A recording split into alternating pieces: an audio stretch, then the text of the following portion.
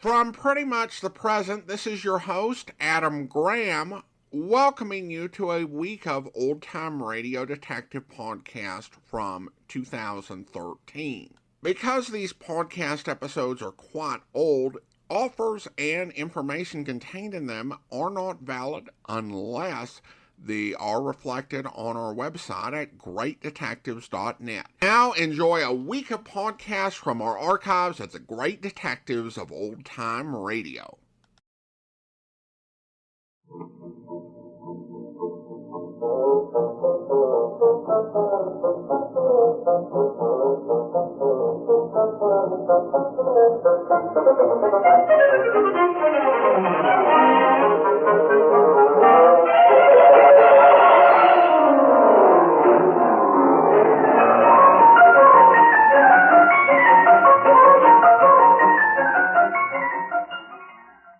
Welcome to the Great Detectives of Old Time Radio from Boise, Idaho. This is your host, Adam Graham. If you have a comment, email it to me, box13 at greatdetectives.net.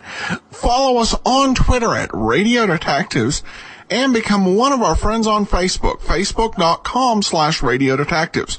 Before we do get started, I want to let you know about a good way to support the show. When you're making your travel plans, just remember the name JohnnyDollarAir.com. JohnnyDollarAir.com is a Priceline affiliate. So you're able to take advantage of the great Priceline offers to either name your own price on hotels, rental cars, or airline tickets, or also to choose from some great published fares. So remember, when you make your travel plans, go to JohnnyDollarAir.com, and a portion of your purchase, if you opt to buy there, goes to the Great Detectives of Old Time Radio at no additional cost to you. All right, well, now we begin a new series. It's time for the Ricardo Amerigo matter, parts 1 and 2. From Hollywood, it's time now for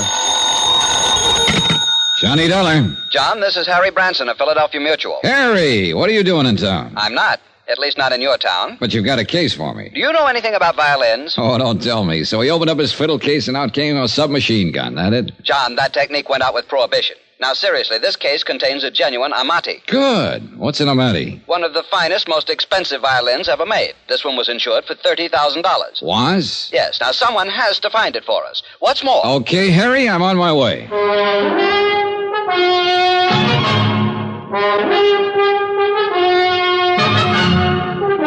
Tonight and every weekday night, Bob Bailey in the transcribed adventures of the man with the action-packed expense account, America's fabulous freelance insurance investigator. Yours truly, Johnny Dollar.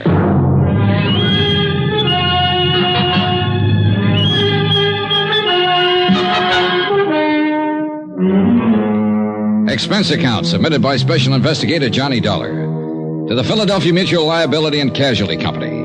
The following is an accounting of expenditures incurred during my investigation of the Ricardo Amerigo matter.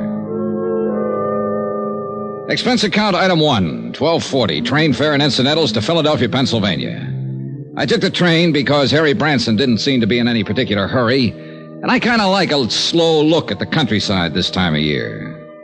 When I got to Philadelphia, I checked in at the Bellevue Stratford, shaved and showered, then went over to Harry Branson's office in the Security First building on Walnut Street. You deceived me, John. I thought when we talked long distance that you'd be here right away. But instead of flying down, you took the train. Sober-sides Branson hadn't changed a bit. Hair a little grayer than the last time I'd seen him, perhaps. I hear further from Amerigo. But still the same serious lad who always acted as though he was carrying the weight of the world on his shoulders. Now, I feel a deep personal concern over the whole matter because it was a man I put in this office myself who issued the policies, both of them. 2 policies on this fiddle you were talking about? No, John. One on the Amati violin, $30,000. Yeah? And one on Ricardo Amerigo himself for $20,000. Who is Ricky? Who? Well, isn't that what you said his name is? I'm sure I didn't mention anyone by the... Ricardo Amerigo, yes. Well, where's he playing? The Purple Cat or maybe Wee Willie's joint over on... John, this man is a concert violinist, or was. He's disappeared. Now, please, no more levity. Sorry, Harold. It's Harrison. Sorry, Harry. All right. Quite all right. Now, I realize that you have quite a sense of humor, John, but in a matter as important as this... Yeah, sure. Now, let's have the story. Very well. A few years ago, Ricardo Amerigo was one of the world's leading concert violinists. As famous in London, Paris, Rome, as in the concert halls of this country. Uh-huh. Such virtuosity, almost unbelievable. I shall never forget one evening here in our Academy of Music. He had just finished a perfectly brilliant Wieniawski. Amazing technical performance. Yeah, well... And for an encore, he played Sarasate's Zapatiado. Even more brilliantly. Harry... But the audience wouldn't let him leave the stage. Ricardo Amerigo... has disappeared. Oh, yes. And you're in a hurry to get on with the case. I'm sorry. Now, thinking of his superlative performance that night carried me away. Yes, he's dead. Disappeared. And the violin? No trace. Dead? You didn't say that before. I know. You see, there's no proof of death. No body. Disappeared. Well, don't let me shock your finer sensibilities, Harry. Murder? We have thought of that, of course. Who's we? The Port Morris police. Port Morris, New Jersey, that is. Oh. Yes, you see, since Amerigo's car went through the bridge rail, crashed right through it, and plunged into the river stream... Trying to tie Harry down to pertinent facts that would help me in my investigation was, futile. At least 3 times during the next half hour, he went off on glowing descriptions of violin recitals he had known. Heifetz, Selman, Chrysler, and so on. But he did come up with 1 or 2 things I wanted. First, Amerigo and his fiddle had been driving down from Philadelphia to some spot on the South Jersey seashore. Crossing an old wooden bridge over a little stream, an inlet from the ocean, the car had smashed through the guardrail and gone to the bottom of the inlet. The car, of course, was found. Amerigo and his violin, no. Second, and just as important, the name of the beneficiary of Amerigo's policies. Item 2 on expense account, $1 even. Taxi to the Harnell building, also on Walnut Street, in the office of Peter Corbin, Amerigo's booking agent. The building was plush, but Corbin's office was about as bare as I'd ever seen. An old beat-up desk, a battered filing cabinet, and a couple of straight chairs. That was it. Come in, Dollar. Come in. Sit down. Corbin was chewing the stub of a cigar that he'd forgotten to relight for at least a couple of days. We made with the usual howdy-do's. Well, your man Branson told you exactly right, Dollar. I'm Ricardo Amerigo's sole and only beneficiary. Well, isn't that a bit unusual for a man's agent to be his heir? Or, was it because you were old personal friends? I'm going to give it to you straight. I brought Amerigo over to this country. Myself, my own sole expense. I actually gave him the build-up. I started his whole entire career. I kept him on top, all at my own expense. Well, didn't you collect a regular agent's commission on his earnings? Oh, sure. Plenty more. Why kid about it? Sure, while he was working. What's that supposed to mean? Bottle. What? Yeah, started hitting the bottle. Bad, not good. And believe me, the word gets around fast. Instead of making me money, himself too, of course, he started costing me money. But you see, he never saved anything, even when he was earning big. You know how these artists are. Yeah, I've heard. Well, it's the same with all of them. He got in debt actually up to his ears. And nobody, no family, no relatives, nobody to pull him out. Nobody but me. Big-hearted Corbin. So you had him take out a lot of insurance and name you as beneficiary? Well, that was his idea, actually. Of course, he always did have the Amati insured. That's his violin. So I learned. Oh, you know about violins? No. Oh. Well, but the life insurance, that was his own idea. Double indemnity, all that sort of stuff. Double indemnity? Oh, yeah. But guess who had to dig up the moolah for the last couple premiums? Big-hearted Corbin. You're right. Not a bad investment, though, was it? What? Hey, couple of wait thousand a minute. in premiums, and you stand to collect plenty. If we can find proof that he's dead, and if we can't recover I don't like that, Dollar. I don't either, Corbin. It doesn't smell good. Oh, you think me, his own agent, actually rigged something like that for one of my best friends? You think that... Listen, wise guy. Even if I did have any of a such idea, it'd be crazy. Anything actually as obvious as that. Well, sometimes the most obvious is the best cover-up. Oh, get out of here, Dollar. Unless you want somebody to start collecting on your insurance. Even if it isn't you, huh? Get out! So help me. Yeah, pretty obvious. And every time you open your mouth... Oh, no, you don't. Why is it that people who telegraph their punches are always the first to start swinging? I don't know. Anyhow, I left Corbin to pick himself up and start thinking about some alibis he might need. And in the cab back to my hotel, I did a lot of thinking myself. Sure, the obvious off times is the best cover-up. And yet it might be too obvious. Far too obvious. Branson here? Johnny Dollar here. Oh, John, good. Listen, at least there'll be no double indemnity to pay in the Amerigo matter. For accidental death, that is. You see... Wait a minute. About an hour ago, you weren't even sure he's dead. Did somebody find the body? No, unfortunately, but I've just received a call from the Port Morris police. They completed their examination of Amerigo's car. After they pulled it out of the creek, of course. I hope so. John, they found conclusive evidence of murder. Harry, I'll call you from Port Morris. Expense account, item 2. Subway, ferry, train, and bus fares to South Violin, New Jersey. South Violin because Ad Bowles lived there, and I knew that if anything at all happened in the heart of sunny southern Jersey, Ad would know about it. Retired and raising some of those wonderful South Jersey sweet potatoes and peaches with plenty of hired help, he amused himself by moseying around, getting to know everybody and everything that happened in his section of the state. He had an insatiable curiosity and money enough to keep it satisfied. Hi, you conniving, chiseling son of a gun. I've been waiting for you to get here. What took you so long? Hey, what was that conniving, chiseling crack, son? We're still on expense account, aren't you? Yeah, sure. Sure, and so help me, nobody in history ever had the knack of padding out an expense account the way you can. And collect those fancy commissions on top. When I was a private investigator... Who is retired?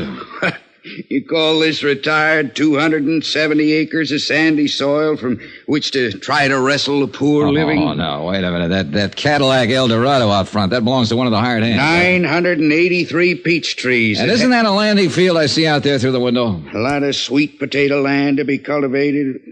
Well, yes. Say, why didn't you fly down or let me know and I'd have picked you up?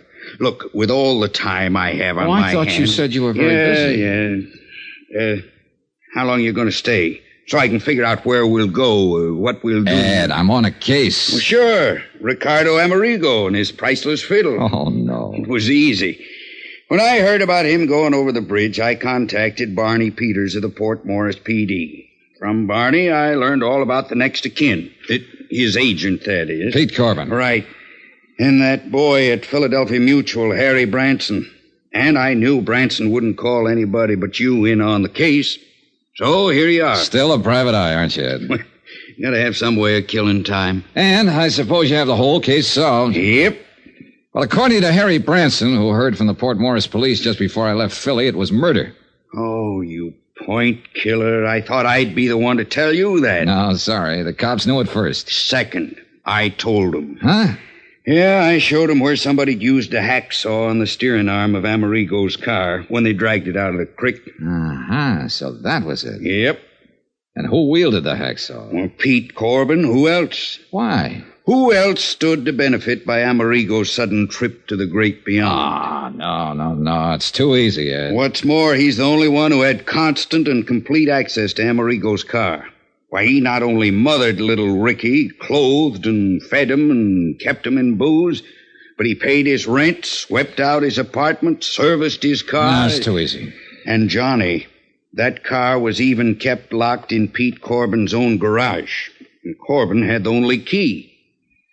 Where did you learn that? From Corbin's landlord, by phone, of course. Said he thought Corbin did that so Ricky couldn't go out driving when he was drunk. And me? I think it was the other way around. You'd only let him drive when he was drunk, huh? Instead of a good chance of smashing up what would look like accidental death. So that Corbin would collect the double indemnity. It's open and shut. Any proof, Sherlock? Just get to Corbin, throw it all at him, and break him down. Maybe you'll even find the hacksaw tucked up his sleeve. Too easy. Any bets that it isn't Corbin? Yeah, I'll bet you. You name it. My commission on the case. I'll match it. Oh, and plus your expense account. Look, Ed, I want to see that car and the bridge and the creek, anything else I can find. Sure, I'll fly you down there. Then we can go on over to Atlantic City, hit some of the night spots. Your treat. You know, so we can build up the expense account enough for me to collect plenty.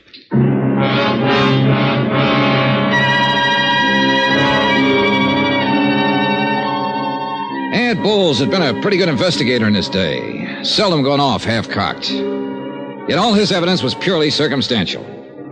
And where was the body? What's more, Pete Corbin acted anything but scared. Or so I thought until I put through a routine call to Harry Branson. He was worried. He had a right to be. Pete Corbin had packed a bag, jumped into his car, and disappeared.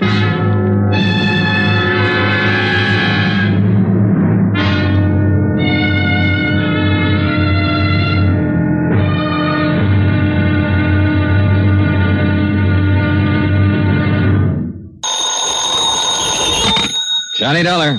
Sergeant Barney Barney Peters, Port Morris Police. Oh, hi, Sergeant. Thought you and Adam Bowles were coming over here to look at the evidence in the murder of Ricardo Amerigo. We are. Ed's out warming up his plane. That's why I answered his phone. We got a visitor here in Port Morris. Who? The guy Ed thinks did the job. Pete Corbin, Amerigo's booking agent? That's right. In Port Morris? That's right. Well, are you holding him? I can't. No legal reason to, in spite of Ed's suspicions. Well, what's Corbin doing there? I don't know unless Ed's right about him. Huh? And Pete knows you're on his trail. Well, what's that mean? What could mean he's down here gunning for you.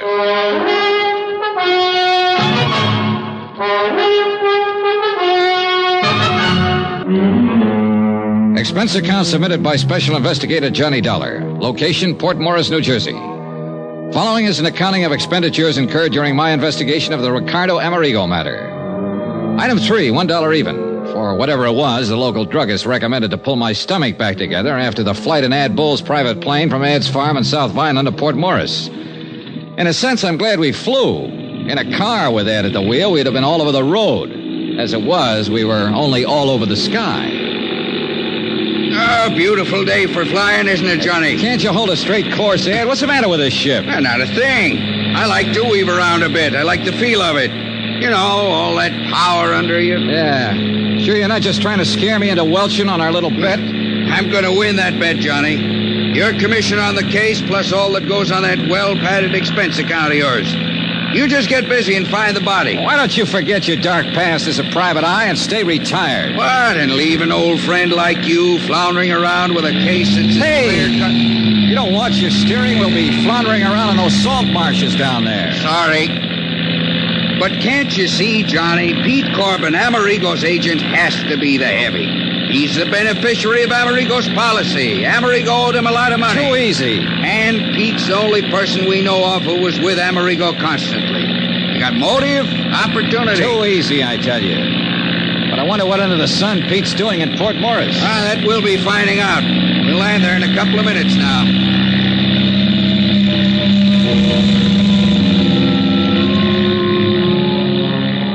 The little town of Port Morris was set on the edge of one of the wide salt marshes that border a lot of the South Jersey shore. Just a vast expanse of salt hay indented with little coves and inlets.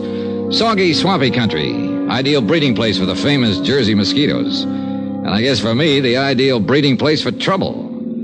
Sergeant Barney Peters met us at the mucky little landing strip just outside town.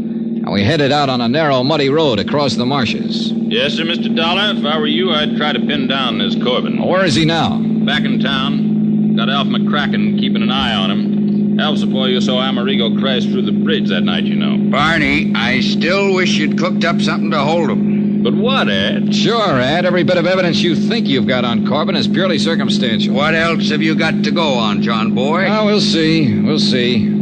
After I have a look at the bridge Amerigo busted through in his car. It's just up ahead a bit. Crosses the Lucky Hoe Creek. I'd also like to know who could have... Well, I'd like to know what could have happened to his body. To that $30,000 Amati violin. You'll see. Just keep in mind that there's a mighty big flow of water in the creek from the tide coming in and going out.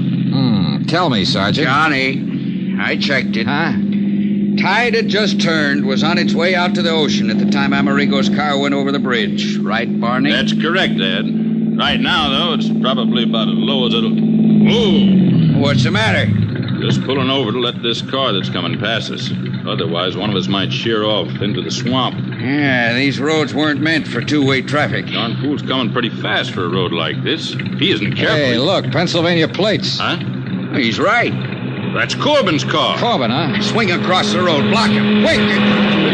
Son of a gun. Oh, no, where's Corbin, all right? Well, then swing around. Go after him. On this road, he'd slide off into the swamp so fast, by the time we go on up to the bridge and turn, he'll be halfway back to Philadelphia, blasted. Well, we had the bird in hand and didn't know it. What are you going to do now, Johnny? Just exactly what we started out to do. You're losing valuable time. Now, if I were still in this Ed, racket... why don't you stay retired? We drove slowly on up to the bridge, stopped and got out. And although the tide was almost low now, it was easy to see how that rush of water would easily carry a violin or a body or most anything right out to sea. Or could it? The tide was running this same way when it happened. Out. Yeah. And the current was a lot stronger than it is now, so you can imagine what it would... Huh? Yeah. What's the matter, Johnny? Well, that big bird nest, whatever it is, down there at the side of the creek, 50, 60 feet. Oh, that's just where the reeds and hay got matted up. Does look like... Hey. Yeah, if that isn't a fiddle case propped up on top of it. Sure looks like Sure one. it is. Sure, the tide was higher then. The fiddle's stuck in those reeds. Wait here. Well, now, Johnny, don't. You come back here. Dollar, it's like quicksand. Stay out of it. What are you, darn fool? It was like quicksand, too. You'll never make it. Black, glowy muck. And I sank into it up to my knees. I almost had to swim through it, hanging onto it and pulling myself along by the reeds and bulrushes. But half of this case hung on that $30,000 Amati violin, and I wasn't going to let it slip out of my hands. A couple of times I dropped into soft holes, almost up to my shoulders, but somehow I kept going. Pulled the fiddle case off the pile of matted weeds and started back. But it used up most of my strength. With only one hand to pull myself along to... Ed! Johnny, try and grab this rope. Here! Can't reach! Try it again, Ed. Drag it back. Try it again. Johnny, use the violin case. It'll keep you afloat. I'll try. You all right, Dollar? Here, Johnny. The rope again. Johnny!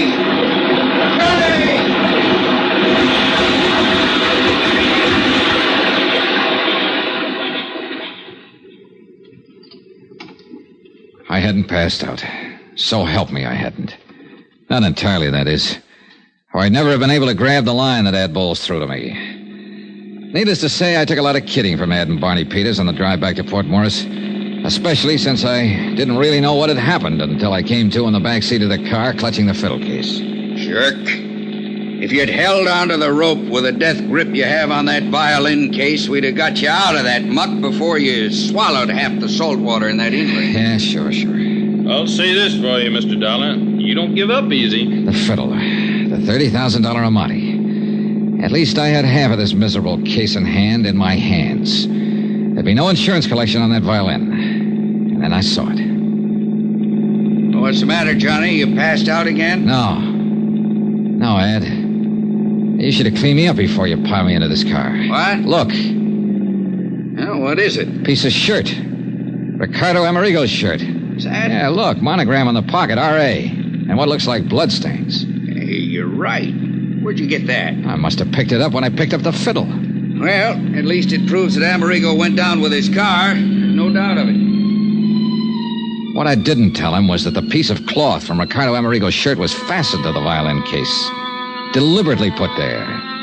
But by whom? By Pete Corbin, Johnny. That's your man. Are you listening? Yeah, I'm listening. Beneficiary, confidant, caretaker of both Ricky Amerigo and his car. Who else could have sawed through the steering bar that made the car run off the bridge? And a guy who was smart enough to have it happen in this godforsaken salt Now, marsh. just a minute, Ed. Okay, Barney, in the heart of sunny southern Jersey, where he expected nobody'd find car or body or even the fiddle until long after the insurance claim was met. Thanks to a tide that'd carry everything out to sea. For indeed, my friend, if your deputy Alf McCracken hadn't actually seen Amerigo's car slip through the bridge rail... Oh, wait a minute. Yeah.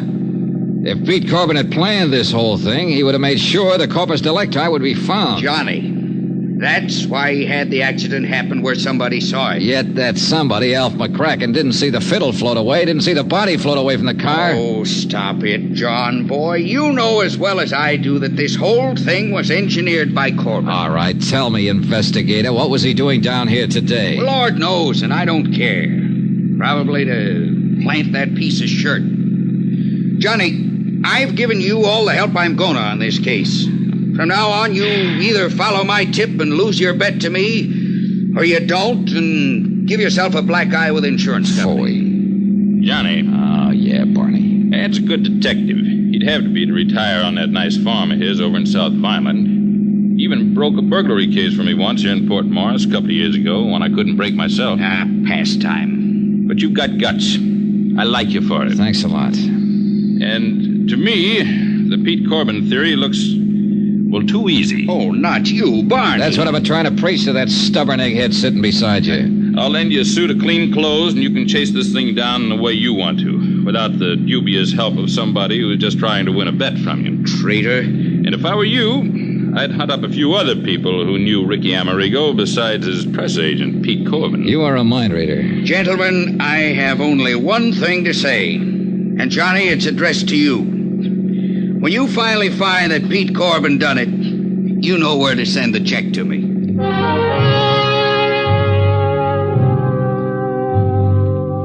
At Port Morris, we learned that Alf McCracken had lost track of Corbin when the former dropped in at Osborne's Oyster House for a dozen and a half shell. Hadn't even seen him take off in his car, much less leave in a hurry after spotting us on the road to Lucky Hole Creek.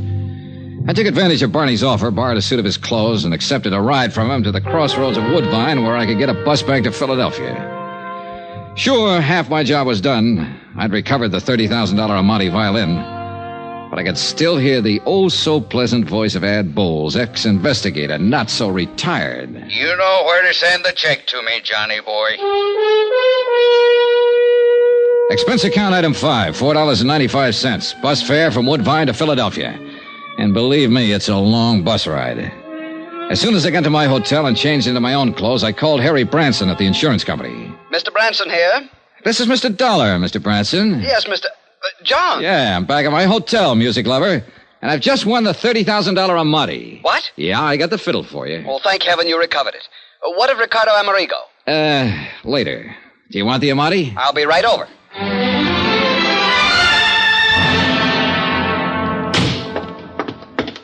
Where is it, John? Where is it? Right here, Harry, right here. Case, bow, and all. Oh, thank heaven.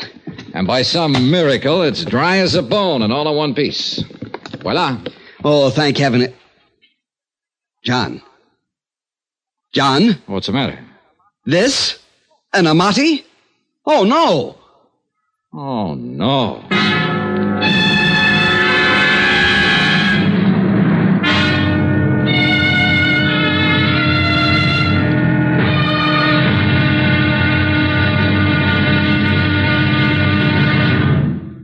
Now, here's our star to tell you about tomorrow's intriguing episode of this week's story. Tomorrow, the results of a poker game. And believe me, there are times when the cards can be really stacked against you. Join us, won't you? Yours truly, Johnny Dollar.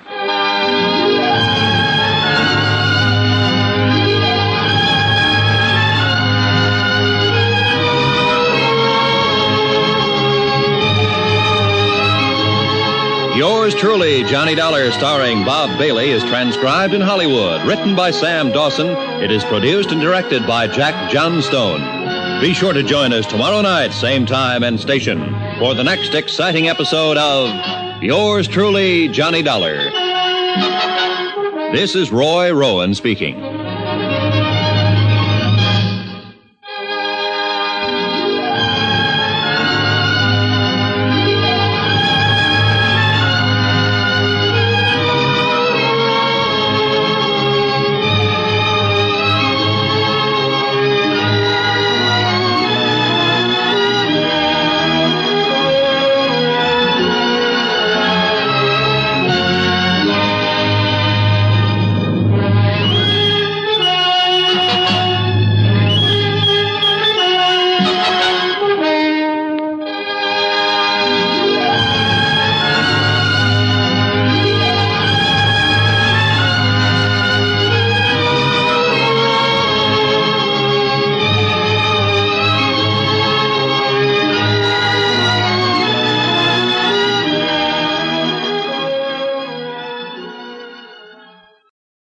Welcome back. Well, I have to admit that twist with the violin not being the correct violin is an interesting one. I doubt, since this is a mystery, that it's just a random violin, but there's a big question as to what exactly it's doing there, and so this is starting off as a pretty good mystery. I also note the insurance representative here, and this is actually would be one of those recurring characters, and that was one thing that made the Johnny Dollar run different. The Bob Bailey run. Because prior to Bob Bailey, and what we've seen so far, all of the insurance guys were just totally random people, actors. Grab a script, grab a random company name, say, I'm calling from this company. Will you come on out here and investigate? But we do start to get into some recurring insurance company representatives with unique characteristics and temperaments. And he is a little bit fussy to start with. So, but a great start here. We do have some listener comments and feedback, and have a comment here from Joan on Podcast Alley. Hi, Adam. I really enjoy the show. So much like Dragnet regarding the lineup. It's so nice to finally be hearing Bob Daly's Johnny Dollar shows again. I think he plays Johnny the best. I also enjoyed him and let George do it too. Hope you are well. Cheers from Joan in Southern Ontario, Canada. Also on Podcast Alley. Thanks so much, Adam, for all the hard work you put into a great podcast from Pam. Well, thanks so much, Pam. That will actually do it for today. We'll be back tomorrow with Mr. Moto, and then join us on later tomorrow when we'll bring you our 1000th episode special. You'll want to be sure and listen to that. We began on with our first regular episode back on October 26th, 2009, and now a little less than 45 months later, we're up to our 1000th show. It's been great, and appreciate all your support. And you can support the show at support.greatdetectives.net.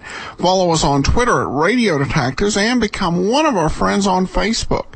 Facebook.com/Radio Detectives. Now it's time to get into today's episode of Mr. Moto, Project 77.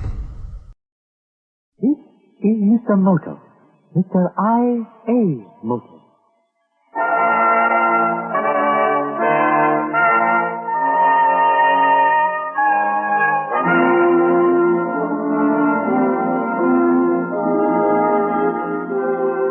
NBC presents the world's greatest international secret agent, Mr. I.A. Moto, the popular Japanese character created by Pulitzer Prize winner John P. Marquand.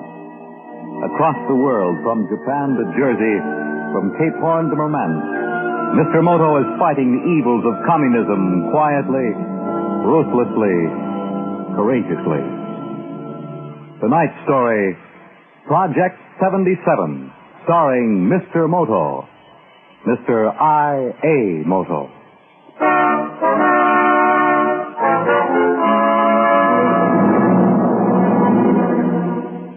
Commander Freer, it is so simple. No. The drawing board is here. Pencils, rulers. No. A few lines, and I will unchain you at once. The answer is no.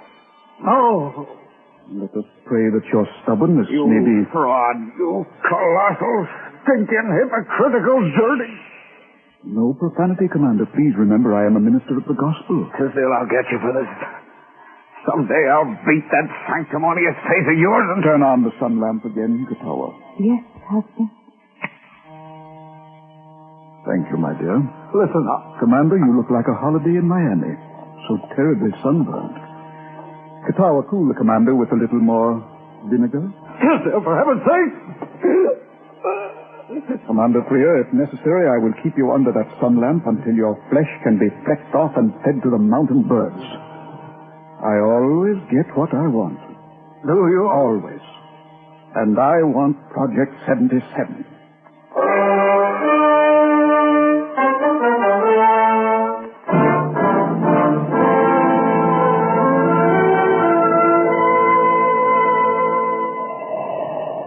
The assignment on Project 77 began 2 feet in front of a jet motor, flying faster than sound. The roar of the jet never reached our ears as we streaked across the blue Pacific at 35,000 feet. I was being sent to Otaru, Japan, the land of my honored forefathers. As Otaru rushed up to meet us, looking white and serene beside the sparkling sea of Japan, I could see 200 miles away across the Tartar Strait, the gloomy coast of Russia.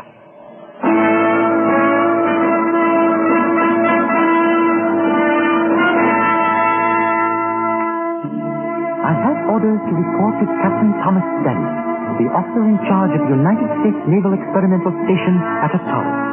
The station consisted of 2 United States destroyer escorts moored to a dock at the end of which nestled 6 gray Quonset huts. Captain Stanley, nervous and tense, was in his office in Hut A.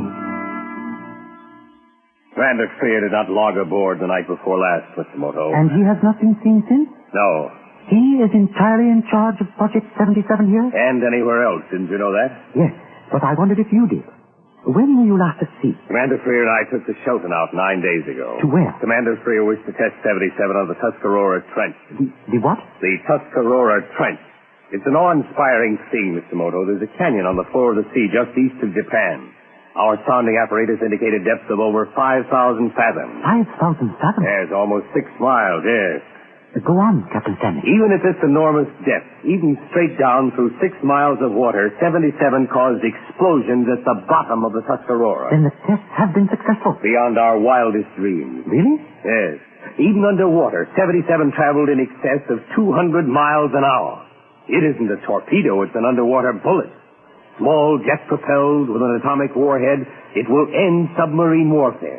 No submersible in the world can elude a guided missile traveling at that speed. Captain Stanley, are you aware that certain details of Project 77 are already in the hands of foreign agents? Mr. Moto, you're joking. No. But it's absolutely top secret. In January, an associate of Commander Freer's named Lowell disappeared in Paris. He had one of the anisotropic crystals with him. Then you think... Yes, I believe Commander Freer is the missing link. Jet-propelled underwater missiles are in the arsenals of every nation in the world. The big obstacle, keeping the missile on its course underwater at these high speeds, is hurdled by the anisotropic crystal. Diagrams of the crystal and the exact wavelength figure exist only in 2 places, Washington and Commander Freer's head. Then he is the only man in the Orient who could... Exactly. All that the potential enemy needs to know is the figure 1 followed by a decimal point and 5 unknown digits. This figure, plus a drawing of the crystal, equals 77. So that if Commander Freer were forced to talk... The project would become the property of whomever he talked to.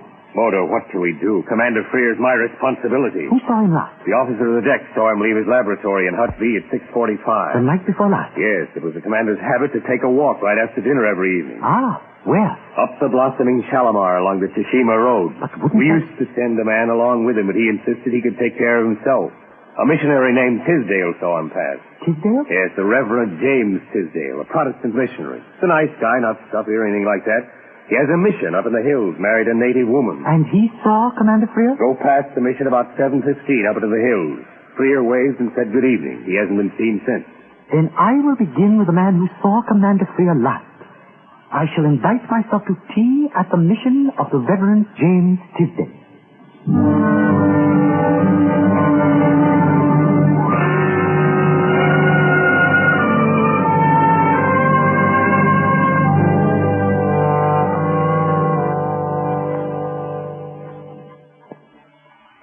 Mr. Moto, it is so refreshing to meet someone from the outside world. Thank you, Reverend Tisdale. I get lonely for informed conversation. More tea. Thank you. It is delicious. Katawa, tea, please. Mr. Moto, my wife is a Nina woman.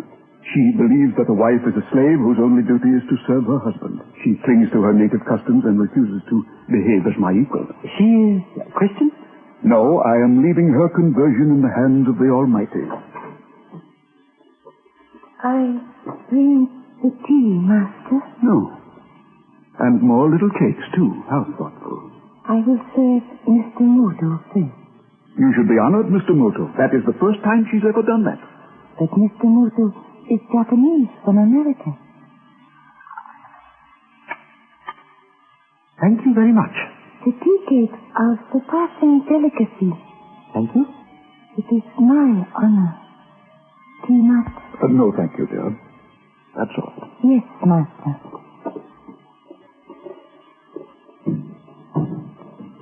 You see what I mean?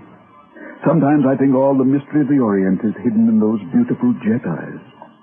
And her hands, so languid, so elegant. The breeding of uncounted centuries. Yes.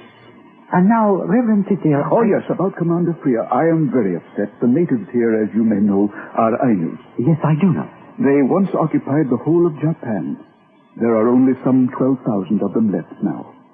Their situation is not unlike that of the American Indian at home. Basically, they are honest, and I believe that because of this, I can help you. May I ask how? The Ainus will talk to me where they would say nothing to an outsider. The country around here is wild and primitive, mostly hillmen, hunters. Many of them are bandits. Now, I suspect that a band of them somewhere in the hills have kidnapped Commander Freer and are holding him for ransom. I will ask about it at prayer meeting tonight. You have a large parish? No, only 400 converts in 3 years. But those who have embraced Christianity are fervent and sincere. If Commander Freer is anywhere in the district, someone in the congregation will come to me and tell me. And when they do, you will contact me at the station, please. Oh, at once, Mr. Moto, immediately. You have been very, very kind, and this has been very, very pleasant. Commander Freer's disappearance is more urgent than it appears on the surface. I will try to help in my humble way. Then I shall leave you now, and thank you again. It has been my pleasure, believe me. Goodbye, Reverend Tisdale. Goodbye, Mr. Moto. Choto, down cellar, quickly. And bring the straw and the needles. We have wasted enough time on Commander Freer. Coming, Rita.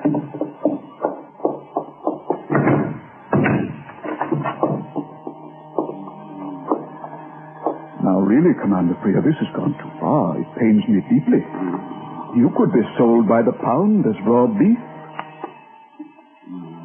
Now, will you do as I asked? Choto. Because of my enormous stupidity, I could not at once lay my clumsy hands upon the straw and the needle. Commander Freer is unconscious. A little vinegar will revive him. Quickly, Choto. Yes, Rita. Good. Now, Commander Freer, can you understand me? Can you hear me? I won't do it. Except for the method of keeping the missile on course, we have everything. I want the wavelength that excites that crystal and a diagram of the crystal itself. Now, there is pencil and paper and a drawing board. I won't do it. I mean it, Tisdale. You want to kill me, go ahead. Choto, are you ready? Does the barbarian understand? Commander, Choto is an Ainu warrior. If you insist on being stubborn, he inserts that straw under your skin and blows you up, Commander Freer, until you burst. Like a balloon. You fiend, you... Go ahead, Choto. Yes, Rita. No, please. All right, I'll give it to you. Ah, God has banished the stubbornness from your soul, unchanging, Choto. Yes. Hurry, Choto.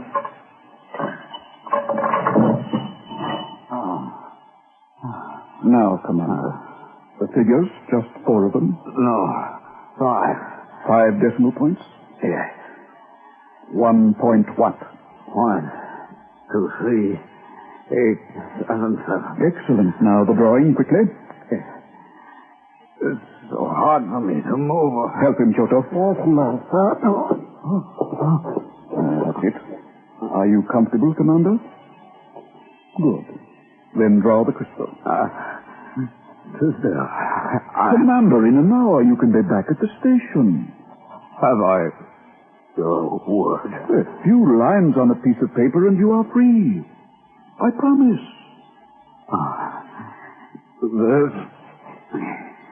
By this, convex, on a parabolic base, distance C, square must be exactly 1 wavelength for the radiation. B in phase.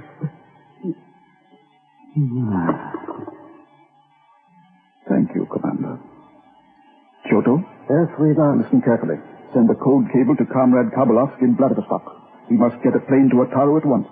Tell him I have obtained the last link in Project 77 and that I will deliver it to him tomorrow night at 7 in the Cafe of the Grinning Buddha. I understand, Ricardo. Good. Then I will prepare for prayer meeting. Commander Freer is unconscious again. Well, perhaps it is easier that way. Dispose of him. You can bury him somewhere in the hills.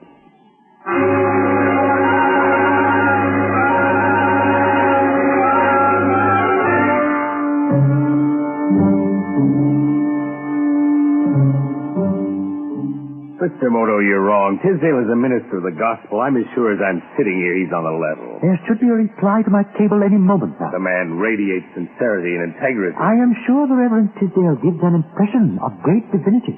But Captain Stanley, he is a liar. How? Tell me one thing he said. You forget, Captain Stanley, that I speak Japanese as fluently as I do English. He told me he had 400 parishioners.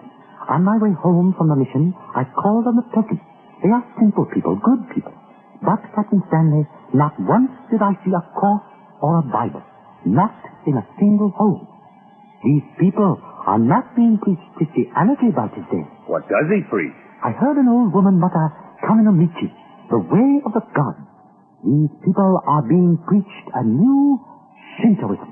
Shintoism? With a new God to be worshipped. The God of communism. Tisdale tells them they are being exploited. The communists always work on minority groups. The oppressed, the poor. Come in. The table just came in, sir, from Mr. Moto. Ah, thank you very much. And there's something else, sir. Just a moment, Mr. Lawson. Ah, this is from the Board of Foreign Missions in Boston. No Protestant denomination has a resident missionary at Ricardo. I was right? I'm stunned. I can't believe Tisdale's a phony. Excuse me, sir. There's another message. Yes? A coolie just brought this to the front gate of Hut C. It's from Mr. Moto, too. Thank you, Mr. Lawson. That's all. Yes, sir. I am so very, very pleased. Everything is progressing very, very well. Mind telling me why? This is from the Ainu woman. Tisdale's wife. I knew I was right. I knew I recognized her signal. Here, read it. Like it. Oh, I am sorry. You do not read Japanese. Forgive me. She writes, to the first served. Who's that? Me. To the first served during the bells this evening. I don't get it. An Ainu woman of her breeding would always serve her husband first, no matter how important or how numerous the guests. And didn't she? This afternoon, when she served tea, twice she served me ahead of Tisdale. First with tea, then with little cakes. That is what she means by to the first served. And the bells? She wants me to come to her tonight, while the Reverend Tisdale conducts what he calls his prayer meeting.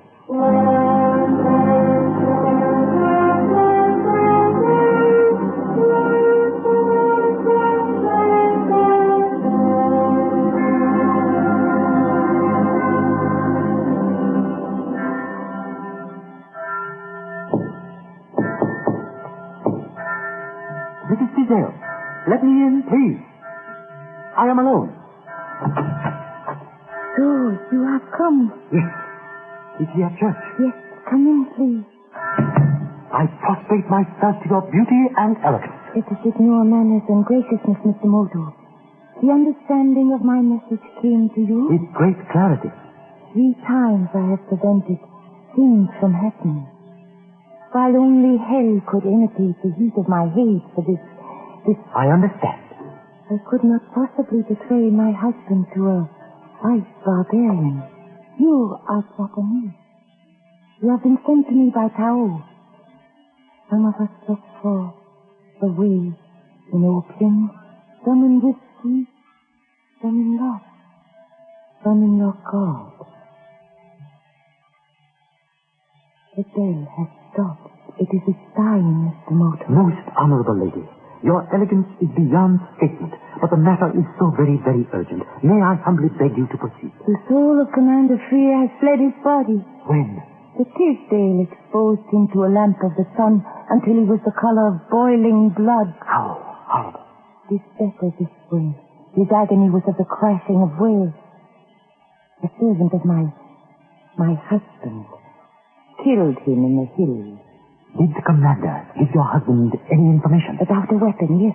About a thing called 77. A bullet that flies beneath the water. What sort of information? Please hurry, honorable lady. This is of desperate urgency. A series of numbers and a drawing of a crystal. Where is it now? The Tisdale carries it upon his revolting body. But tomorrow night... Yes? The drawing will be given to a man named Kavlov. Kavlov? A Russian from Vladivostok. Where? In the cafe of the Grinning Buddha in feet of the blossoming Shalimar. May Tao shower on you 1,000 blessings. Mr. Moto, I ask only one thing. It is granted. I am a daughter of the House of Tongue, the most glorious name in Ainu history. When I saw what the Tisdale meant to do to my people, I married him. I fight him constantly. If he knows I have betrayed him, he will kill me. Then my usefulness to my people will end. I give you my word that you will be protected.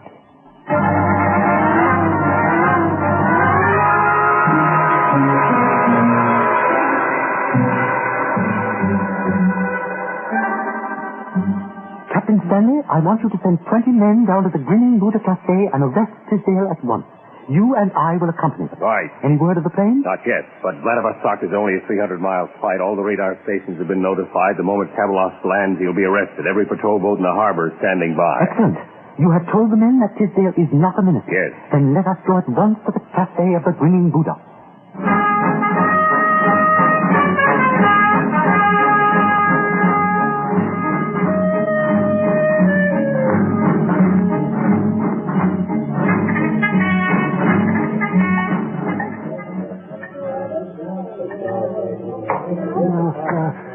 Choto, I told you not to come here. Master, Captain Stanley with 20 American sailors left the station 5 minutes ago. What do you mean?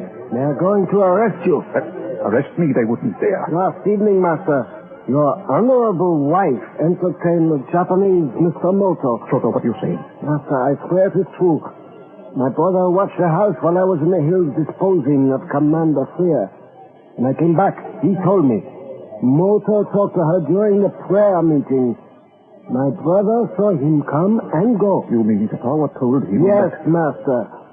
And he must leave at once. They will be here any moment. Has Kavalos landed? Not yet. The boat is waiting to meet the seaplane. Take this paper. Go out in the boat and give it to Kavalos. When you have delivered it safely into his hands, come to the cave in the hills beside the Jasmine Bridge. Power and I will meet you there. Leave her, Master. She is against us. That is why I shall take her with me. Hurry, then. When you are not here, they will go at once to the mission. Get that paper to Kavalos. I will collect my erring wife. You will meet us at the cave. They could look for 100 years and not find us in those hills.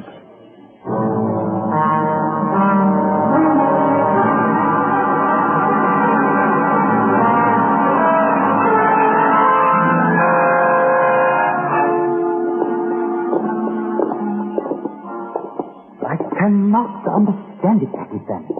Tisdale has obviously left in a hurry. But somewhere in this mission, that woman would leave me a clue. Mr. Lawson searched the house thoroughly. There was nothing. And somewhere in this chapel, we will find something. I know it. Mr. Moto, Captain Stanley, come here quickly. Over here at the organ. I'm not turned on. I just noticed it. Look, 4 matches laid on the keys. I knew it. I knew she would try to leave me a message. What is it? Wait, Captain Stanley. Don't touch the matches. A crucifix on top of the organ and 4 matches on the keys. And let me think. I don't get it. Matches on the key B, D, G, and E.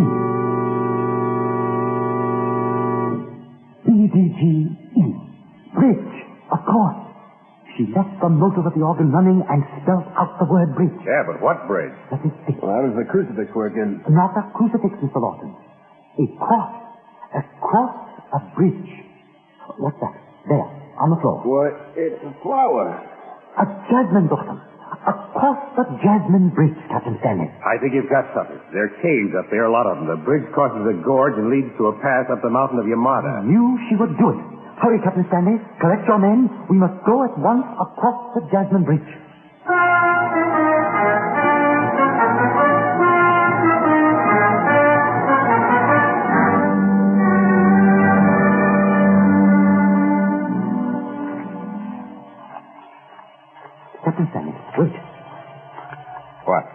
Up the mountain there.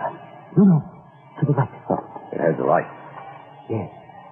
Your binoculars, please. Yeah, here. Ah, a lantern. In front of a rock. What a woman. Jasmine blossoms at every turn in the path, now a lantern. They are up there in one of the caves. The lantern is hidden from Tisdale by the rock.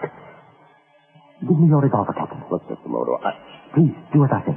The men are spread out too much. Get them together, and as quietly as it is possible for 20 American sailors to move, have them approach that cave. I will go in first. No, Tisdale could have machine guns, rifles. Those caves are Please, big. please. Mrs. Tisdale is a brave woman. I promise to protect her.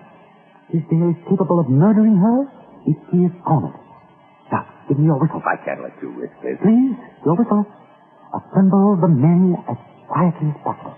And above all, even if you hear shots, do not come into that cave until I blow this whistle.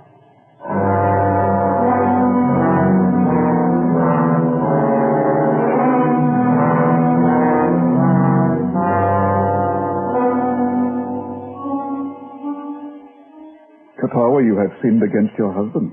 Sinned deeply. But as a man of God, I have decided to forgive you. Come here. No. You are more like an idol than a woman.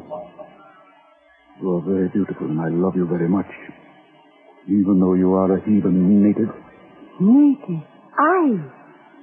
My ancestors were carving trees when yours were cutting off each other's scalps with tomahawks. In 5 languages, I read and write. I read your Karl Marx in German before you read it in English. Native, heathen. I love you when you're excited. You are a monster of vulgarity and conceit. Yes, I betrayed you. And I've betrayed you before. Look, Katawa, I can't play cat and mouse all night. Now, let's be friendly, shall we? We're alone in this cave, and I'm your husband. I wept with disgust in your presence. I don't want to be brutal, Katawa. Brutal? The brute is all you know. Come here. Carry your stick. I give it to you. You little tigress. Don't touch me. Let me go. You're so beautiful, Katawa. I love you. You eat from trash heap. That rosebud mouth to kiss it. Ow! Bite me, will you? Then we'll play it your way. You pig. You monster of evil. You want to fight, we'll fight. No. You need a lesson, my little beauty, and now you're going to get it. No. No. Please, in the name of God, I implore you not to. You little... Oh, Mr. Moto, thanks God. Oh. Mr. Moto, you have come... Tisdale? I have suspected for some time that Katawa and Choto were plotting against... well, Mr. Moto, it is... Kill him. Only death can stop the vastness of his evil. Shoot him, Mr. Moto, now. Moto, I can explain everything. Please, now, put that gun down. Havelock and Choto have been arrested. A patrol boat got to the seaplane the moment it landed. Moto, please, no, please, now. Let me explain what has happened. Tisdale, you were betrayed by the symbol you defiled. By a cross in your own chapel. Kill him, Mr. Moto. If you do not, he will talk himself free. He has done it before. I beg of you, Mr. Moto, listen to me. Look at me.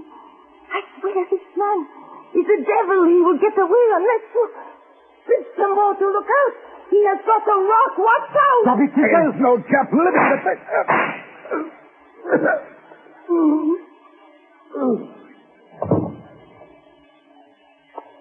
I am sorry. I hate to kill. Would have killed you. He has killed before. Mrs. Tisdale, there are American sailors outside. Your clothes are torn. Please, would my coat save you embarrassment? To cover my uncleanliness. To have been what I have been to a man who called himself a man of God. He was not a man of God. He was a man of the devil. The Red Devil.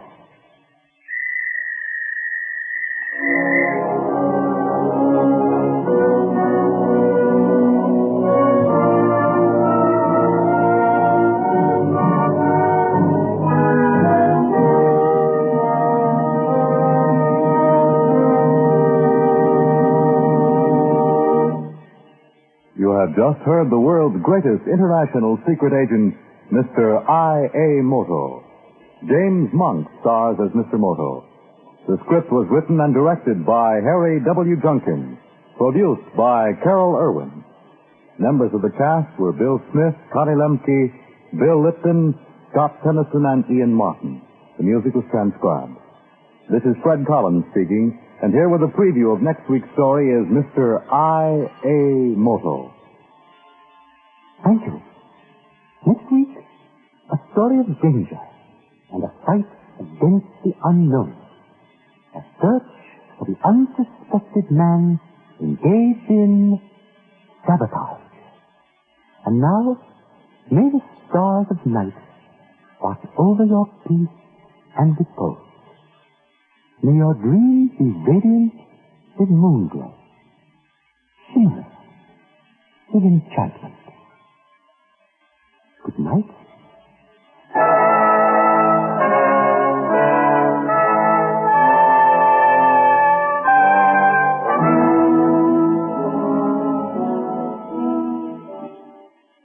It's the Silver Jubilee on NBC.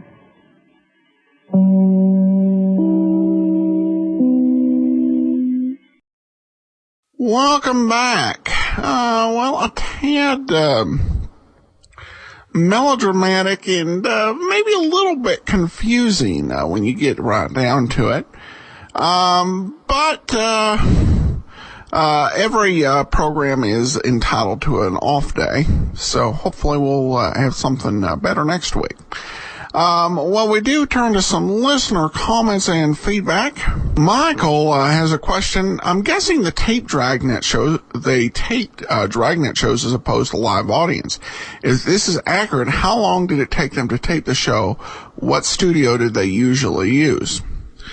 Thanks for the question, Michael. Some of these I don't have firm answers on, but we do have some information. First of all, Dragnet was actually, if not recorded before a live audience, it was recorded live. And up till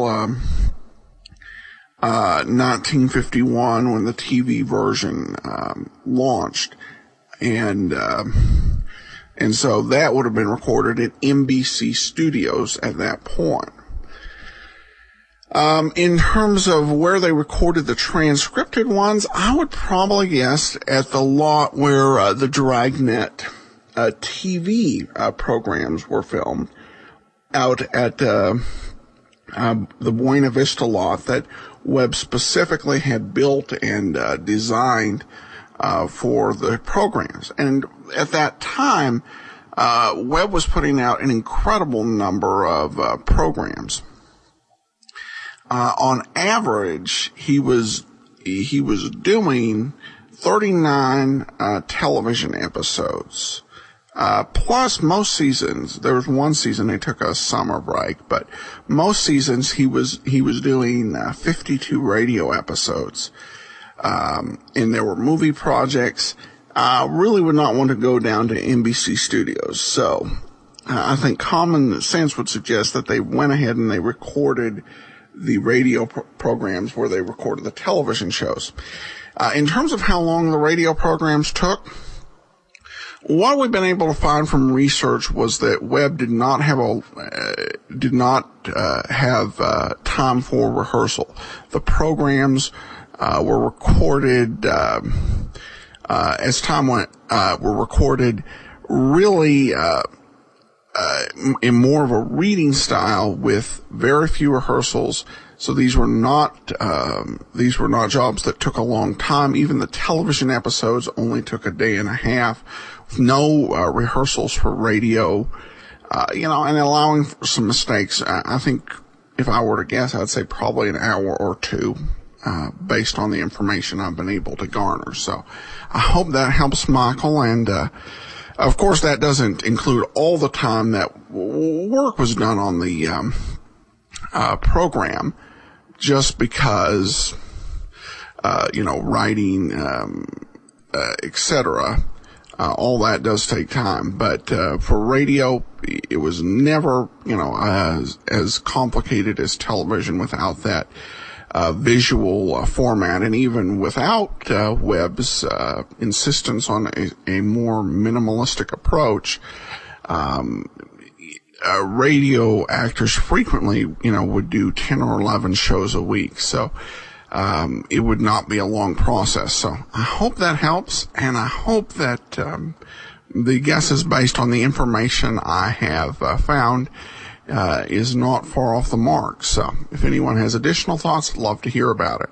All right, well, we will be back on Wednesday when we'll continue with yours truly, Johnny Dollar. Today's episode is brought to you by the financial support of our listeners, and I want to especially thank Rebecca for her support.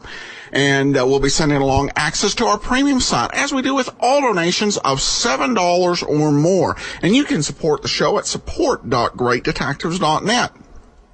Well, now it's time to get into today's episode of yours truly, Johnny Dollar. This one is the Ricardo Amerigo matter. Let's go ahead and take a listen. From Hollywood, it's time now for... Johnny Dollar. Yeah, Pete Corbin, Dollar. I found your message when I got in, but I don't know why I'm returning your call after that lacing I took from you. Well, at least you haven't run out on us. Why should I? How would you like to explain what you were doing in Port Morris, New Jersey yesterday afternoon at the scene of the so-called accidental death of your client, Ricardo Amerigo? Oh, yeah, I thought that was you I saw in that car down there. It sure was. Are you in your office? Yeah, that's right. I thought you wanted to stay know... there. I do want to know. That and a lot of other things. I'll see you in about an hour after I've made another call. Okay, I'll be here.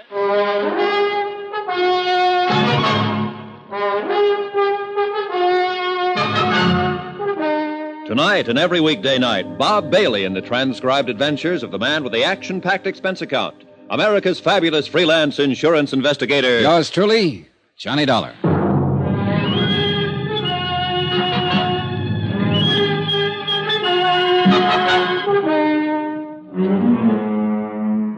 Expense account submitted by Special Investigator Johnny Dollar. Location, Philadelphia, Pennsylvania. To the Philadelphia Mutual Liability and Casualty Company. Following is an accounting of further expenses during my investigation of the Ricardo Amerigo matter.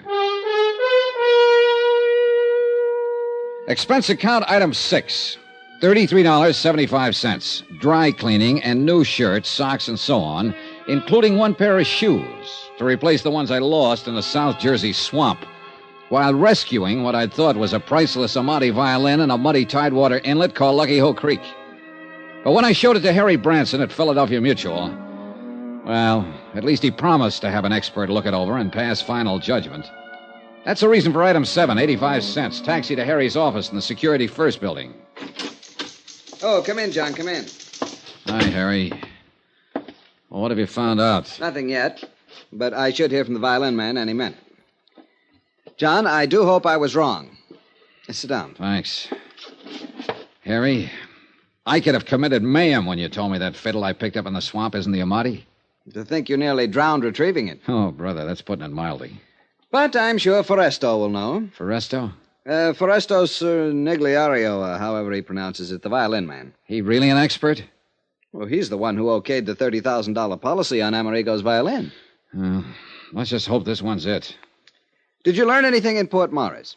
Only confirm what you'd already learned from Sergeant Peters down there. That someone had sawed through some steering connection on Amerigo's car before it crashed through the bridge. Yeah.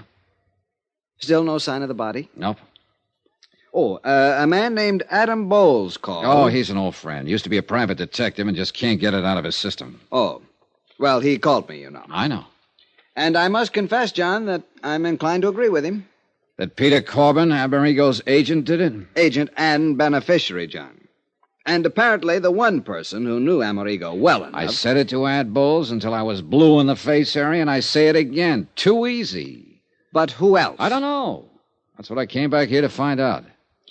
All the evidence... Circumstantial evidence. The kind of man that'd be a fool to let pile up against him if he really was guilty. Even so... Harry, let me do it my own way, huh? What if this Corbin tries to skip out? Then will be the time to... Excuse me. Yes? Mr. Cherniero to see you, sir. Cherniero. I knew that was it. Send him in. Man is here, John. Foresto? Yes, sure. Oh, well. Come in, Foresto. Meet Mr. Dollar. Yeah, how do you do, Mr. Dollar? You brought the fiddle? Yeah. Right here on the desk. Well?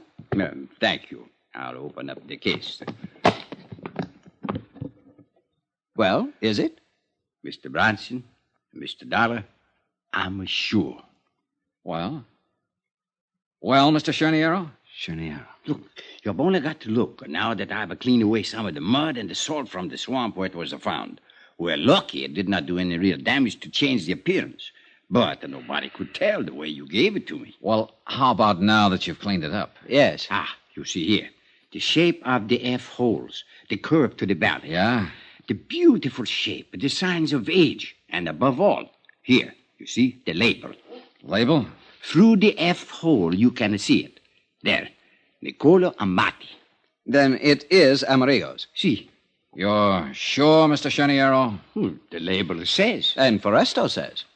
Well, look, I talked with a fiddle player in the orchestra at my hotel last night. He told me there are literally thousands of imitations of every important violin ever made. Shape, size, label, and all. Now, listen, Foresto. Yeah. Tell me the truth. Do you really consider yourself an expert? Well, I'm selling violins in my store. Violins, harmonicas, ocarinas, victrolas. How good are the violins you sell? Oh, so good ones. Some as high as $65. Harry, do you mean to tell me... With all due apologies, Foresto, do you mean to tell me he was your authority for a $30,000 policy on Ricky Amerigo's violin? Well, of course, a representative from the Wurlitzer collection in Chicago verified Foresto's opinion at the time. See, the Wurlitzer know every good violin in the world. Yeah, Harry, let me have it. I'll give you a receipt for it. I'll bring it back when I'm through with it. Whatever you say, John. I assume you want to check further on the authenticity. And you are right. John. Yeah. To put it bluntly... You've still not accomplished very much insofar as Amerigo himself is concerned. With this fiddle under my arm, I think maybe I will. See you later.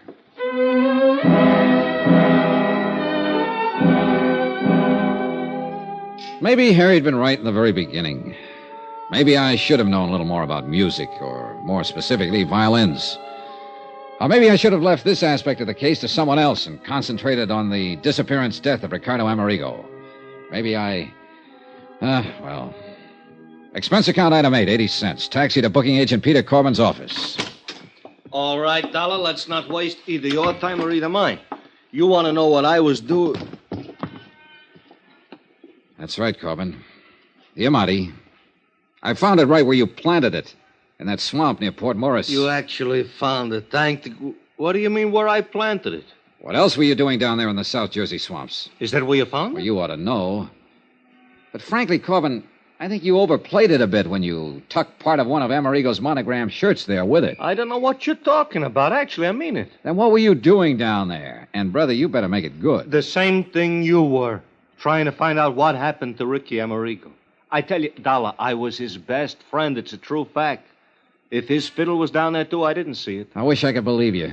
By the way it looks from here, you were willing to have the Amati violin found lying out there in that salt marsh because you couldn't get rid of it without exposing yourself.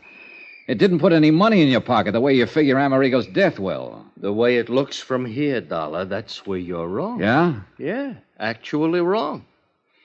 If Amerigo's dead, I collect on his insurance as his beneficiary. That's what the policy says, but believe me. me... All right. But you think I wouldn't collect on the Amati fiddle, whether it was found or if it wasn't found. That's where you're wrong. What are you talking about? Because I'm also a beneficiary to his will. How do you know?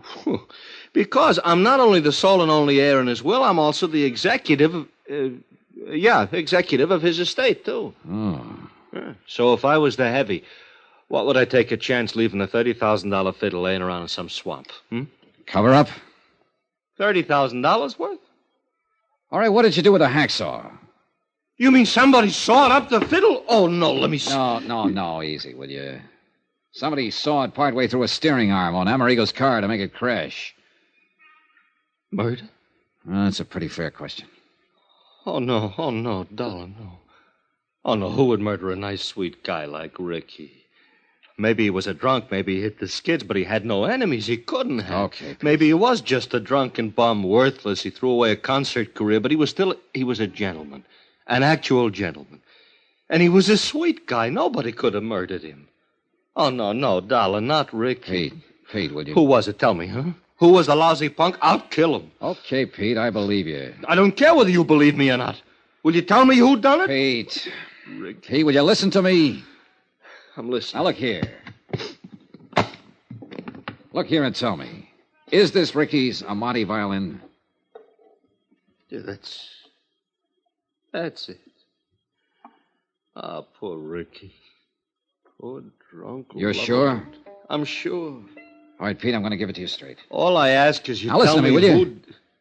We don't know who killed Ricky Amerigo. We haven't even found his body. The Port Morris police are still trying, of course, but it could have been carried by the tide through that inlet, the Lucky Hole Creek, right on out to the sea. Or, of course, it may appear somewhere along the creek. It'll take weeks to search that swamp thoroughly. Anyhow, if they do find him, I want to see he gets a decent burial. Will you promise me? Okay, I'll try, but listen, will you? Because of the sawed-through steering arm, his death was made to look accidental. Double indemnity. And you're the beneficiary. He not only wasn't making you any money because his drinking kept him off the concert stage, but he owed you money, plenty. Now, that's a motive. As for opportunity, who else had as much as you? Nobody. But I love the poor guy. I try to keep him alive, to get him back on his own. You told me, and I believe you. But the fact remains that the insurance company, the police, even a pretty smart private detective I know, all figure you for number one suspect. And they hope to accumulate enough evidence to move in on you. And you're with them, huh? No. What? Yesterday right here you told me... Sure, I know I did. But I've had time to think it out. Now, pinning it on you is just too easy. Much too easy. I'll say it to your face, Pete. You're no mental giant. But only an utter fool would let circumstantial evidence like that pile up against him and then commit a murder like that. I may be wrong. Lord help you if I am and find out. But I think you're clean. I swear I am. And I'm going to play it that way unless I find solid reason to change my mind. Because, Pete. Yeah, Johnny? You're the one person who can help me in this case. I'll do anything. Actually, anything. Just ask me. All right. Now, first tell me where you were last Friday evening when Amerigo's car made that dive off that bridge. Alibi? That's right, brother, and you can be sure I'll check it. At Willie's. All right, who's Willie?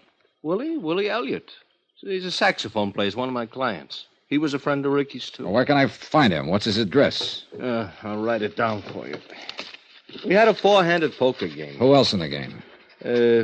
Jerry Goldsmith, 120. He know Ricardo, too? Oh, yeah. Composer, conductor, violin player. Fiddle player, huh? Who was the fourth? Eric Snowden. Who's he? He's a fiddle maker. He lives at his shop. I'll write that down. Fiddle maker, did you say? Yeah.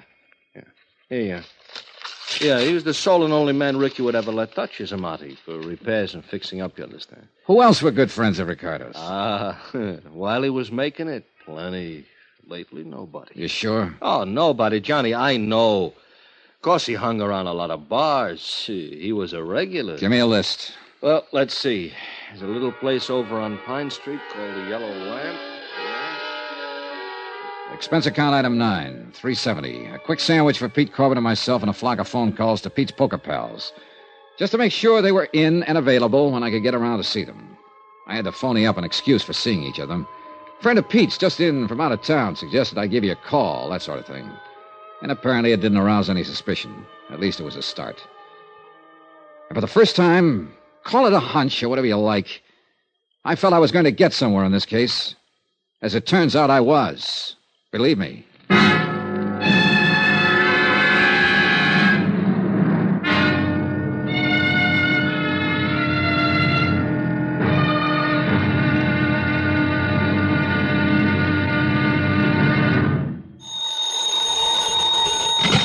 Johnny Dollar. You are investigate. Hello? What'd you say? Who is this? You are investigate Ricardo Amerigo. Yeah, that's right. I'm investigating the Ricardo Amerigo matter. Who are you? Hello? Hey, listen, do you have some information, a tip on the case? Who are you? Hello? Hello. Hey, what is this, a gag? Yeah. Or is this supposed to be some kind of a cockeyed threat, a warning for me to get off the case? Believe me, this is no gag. Hello? Hello?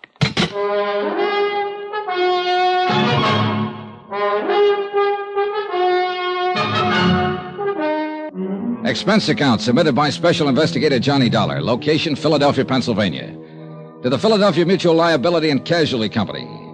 Following is an accounting of further expenses incurred during my investigation of the Ricardo Amerigo matter. Expense account item 10, $21 even, for drinks, for me alone. And believe it or not, I'm cold sober. But the least I could do was buy one at each of the bars on the list Pete Corbin gave me. A list of all the places Ricardo Amerigo used to hang out before his disappearance in a South Jersey swamp. In spite of all the circumstantial evidence pointing his way, I still wasn't convinced Corbin had engineered an accident to kill Amerigo. Pete had also given me a list of Amerigo's closest personal friends, 3 of them. I'd told them I'd see them later.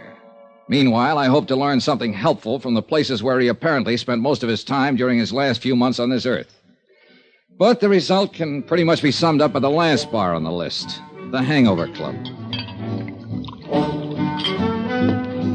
There you are. Cost you 80 cents. Here, keep the change. Oh, thanks. Yeah, it's just like I tell you, mister. You come in here, buy a few drinks, sit and drink them, leave. Well, didn't he ever talk to anybody? Not even me. Just sit here and get plastered until one of his friends would come in and drag him away. Who? Did you know any of them? Oh, sure. Willie Elliott, saxophone player at the Crystal Room. Oh. Who else? Jerry somebody, fiddle player. Jerry Goldsmith. Yeah, they're on my list. Huh? Anybody else? No. Oh, yeah, wait, sure. His agent, Pete Corbin. Yeah, that's it. Hey, if you knew that, why'd you ask me? I've heard the same thing exactly 20 times so far today. Yeah, well, I'll say this for him. They must have loved Amerigo. They might have fought and argued with him when they caught him in here, but it was all for one thing, to try and straighten him out. But, mister, he was too far in. Yeah. Yeah, shame for a talent like him, concert violinist, to hit the skids the way he'd done, but nobody couldn't seem to help him. The story had been exactly the same in every bar on the list. Apparently, the only friends, the only associates that Ricardo Amerigo had were those Pete Corbin had named. Expense account item 11, 110, cab fare to the apartment of William Elliott over on Callowell Street. Same story. No new names of friends or even acquaintances. He and Corbin and Goldsmith and the old English violin maker, Eric Snowden, had known Amerigo for years, good times and bad. Had all tried to help him, straighten him out, were deeply grieved over his death. Item 12, 570, cab to a suburb called Lanark to see Jerry Goldsmith, where I'll admit I expected to get the same story, the same names, no more, no less. This time I took the Amati violin with me.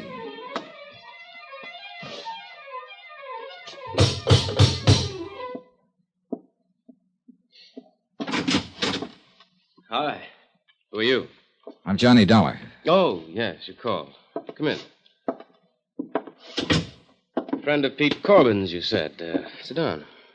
Mr. Goldsmith, I'll get right to the point. I'm an insurance investigator, and I came in... That violin case. That looks like Ricardo's. It is. And the Amati? Yes. Oh, thank God. I found it down in the South Jersey swamp where Amerigo's car plunged off the bridge. It had been lying there, hidden by the marsh for several days. Is it all right? May I see it? Well, one reason I brought it along was so you could substantiate identification. I make no bones about it, Mr. Dollar. I coveted this violin like nothing else in the world.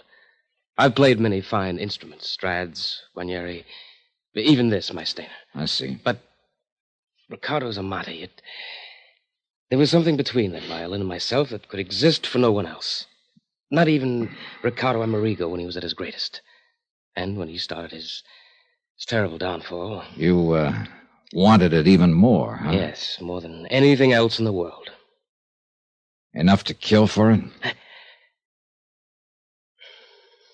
Mr. Dollar, I should kill you for even thinking such a thing. I loved Ricardo. Okay, sorry. The fact remains somebody sawed through a steering arm on his car. I still can't believe that. No one could have killed Ricardo, no one. Only 3 others beside myself even knew Ricardo these past few years. Corbin, Elliott, and Eric Snowden. Pity him, feed him, clothe him, try to fight him away from the liquor that had ruined his brilliant career, yes.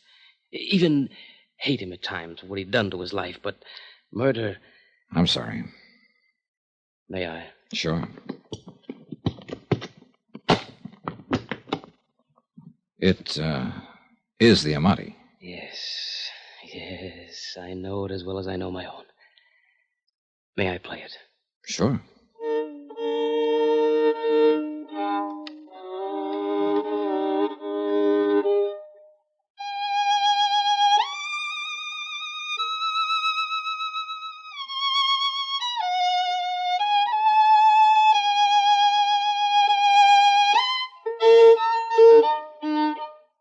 What's the matter? I don't know.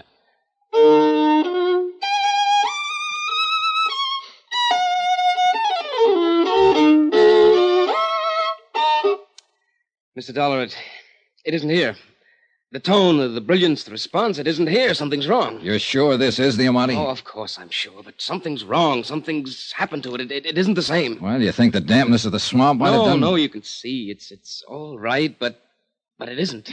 Well, I don't know anything about violins. There are no cracks, no marks, no damage. Even the sound post.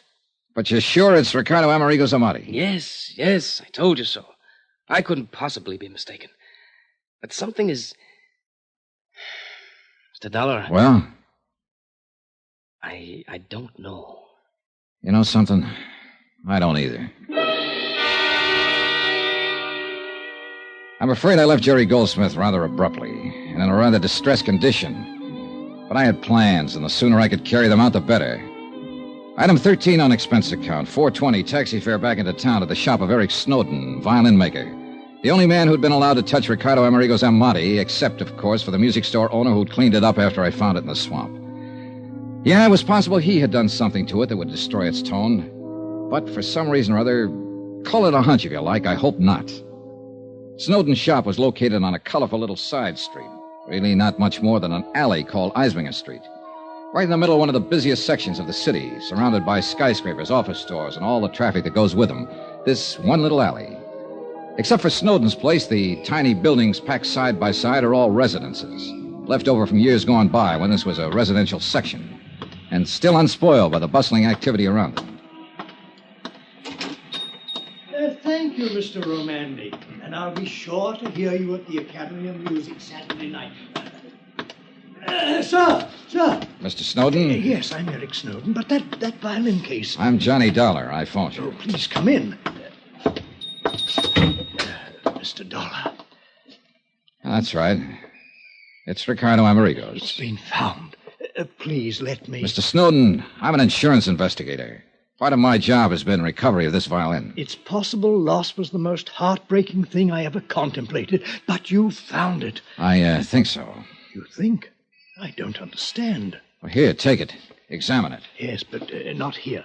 Come, we'll go up to my workroom on the second floor, where I can check it thoroughly. I'll lock this front door so we won't be disturbed. Now, come with me, please.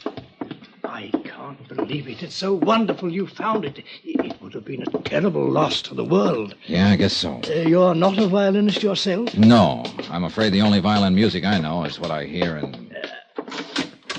Now, here we are. Oh, quite a shop.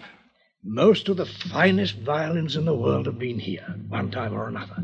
The Stradivarius of Yasha. It was quite a shop. The violins The of walls were Elvis, lined with fiddles in the making, Chrysler, and with tools. Eugene Asai. Some familiar and some that were... First time Ruggiero, Wait a minute. she brought me his Hacksaws. to work on. A couple of them small and delicate, Boy, but one a big one and dirty. others, Isaac Stern. As Eric Snowden turned away to open the violin case, I ran my fingers over the blades. There was grease on one. Axle grease. Now here.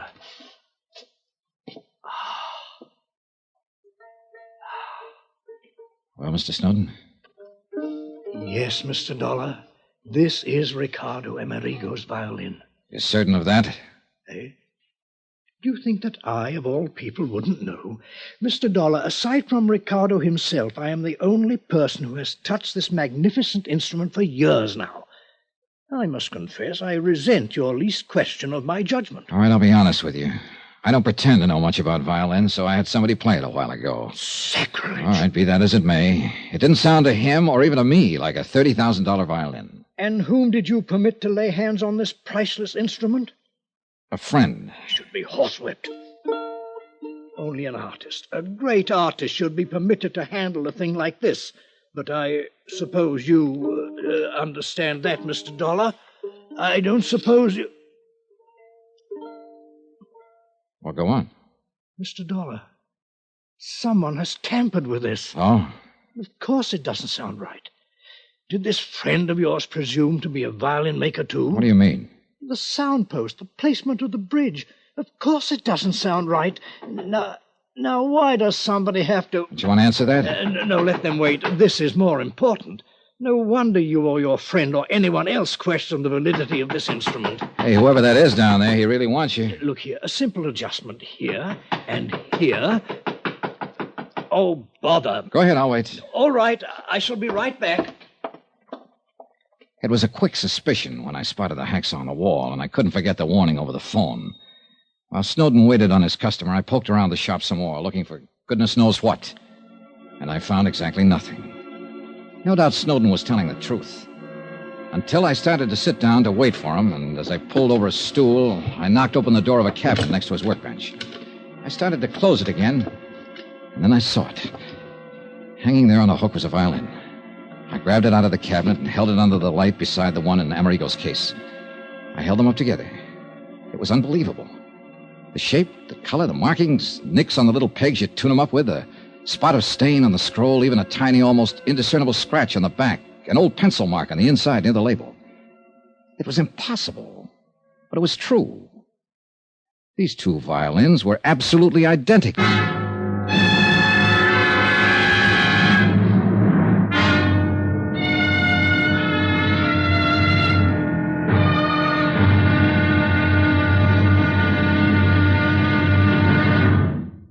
Now, here's our star to tell you about tomorrow's final intriguing episode of this week's story. Tomorrow, well, it's a wind-up.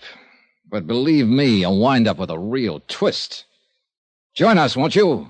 Yours truly, Johnny Dollar.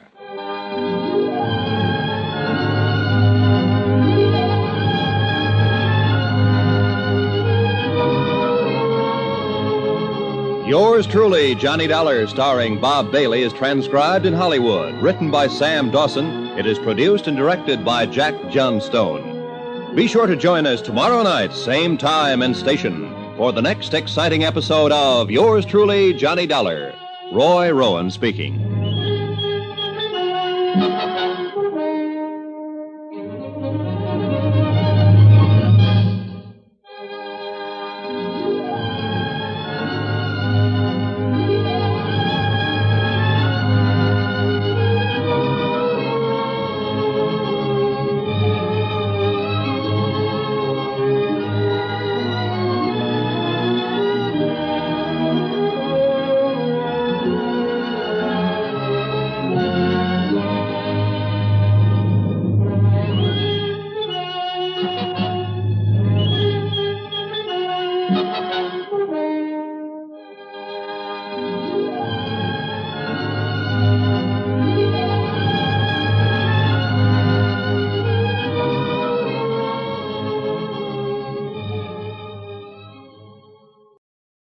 Welcome back. Well, I was curious whether anyone would seriously call their club the Hangover Club, and I found out there isn't indeed an establishment by that name in London. It looks like Johnny's got some good instincts and stands to double his expense account, which is always substantial, as well as his commission on the case if he's able to prove someone did it other than the promoter. Well, there's something definitely fishy with this case, and we're going to find out what it is on Friday. Well, now we turn to listener comments and feedback, starting with Rebecca, who says, Adam, I've been listening on and off since you began podcasting. I love the app and often used it for bedtime stories. Well, thanks so much. Appreciate your support. I have an email from a listener in Washington State who mentions that he subscribes to several podcasts, including many of the old ones, and he says, I may load a chunk of Great Detectives or several Johnny Dollars onto my iPad for offline listening. I also bought 2 apps for Dragnet and Great Detectives and often listen that way using Wi-Fi over cellular data when in the car or walking. One thing I will mention for listeners, if you do have the app, you can press the star option, and you can download those on your app and be able to listen to them offline. So that it's not cumbersome, or you're not dependent on a Wi-Fi connection, if that's a concern. But anyway, it continues. In the beginning, I'd listen to random episodes and didn't care about original order. Lately, I've been listening to in order of your original broadcast. As such, if you're discussing listener drive or some other special type, today I won't hear for years. I don't use Facebook or Twitter much, but do allow great detectives on both every few days. But that can be cluttered looking for your items in the mass of other tweets and Facebook stuff. Perhaps my confusion is how should a new follower proceed through the episodes and still hear new or special events things? Maybe there's already an answer somewhere that I am missing. Okay, and thanks so much for the question, Woody, and I think this is a good general question. I sent him a reply because, like he said, he might not get it if we just talk about it on the show. But what I would say if you're new to the program, and you want to go back through the archives, I'd recommend listening to our Tuesday program, whatever that is. Usually they're short. We did have Jeff Regan go about 33 weeks, but that was just because I found out there were more episodes after than I knew about originally, after I'd already decided I was going to do the series. Most of them, particularly recently, have been 14 weeks or less. So you listen on Tuesdays and you can catch what the current stuff is going on and any sort of campaigns, and then just go back through the old ones. To be honest, this is probably a good time to start listening, even to other shows. We're still about a couple weeks away from getting our new Thursday show. So I think that either listen on Tuesdays or just listen to all the new shows and then work your way back through the old shows at your leisure. That would probably be my favorite approach, depending on how many episodes I had to download. I know that I did that with one of Andrew's podcasts. I was listening to his podcast of Tales of the Texas Rangers, and I got behind and I started listening to the shows that he was then currently doing. I'd listen to one of those, and then I would listen to one or more of the previous shows to see if I'd get caught up, and that way keep in touch with what was currently going on with Tales of the Texas Rangers. So that'd be my recommendation, and thanks so much for the email.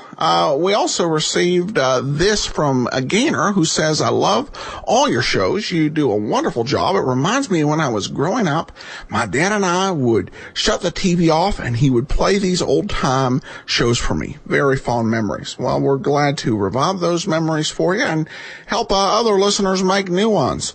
Well, that'll do it for today. We will be back tomorrow with another one of Edgar Allan Poe's great mysteries, and then join us back here on Friday when we wrap up the Ricardo Amerigo matter. Before we do get started, I want to encourage you, if you enjoy great audio entertainment, to check out the two audiobooks that I've written in terms of novels. We have Tales of the Dim Night and Fly Another Day. They're great superhero comedies with strong family stories that are professionally narrated by Scott Wilcox. Just does a great job bringing all the different characters to life. And so if you enjoy comedies or classic superheroes, be sure and check out these books over on the iTunes Store or at audible.com. Well, now it's time for our three Edgar Allan Poe detective stories. This one comes from Suspense. It was originally broadcast December 14th, 1953, and the title is The Mystery of Marie Roget.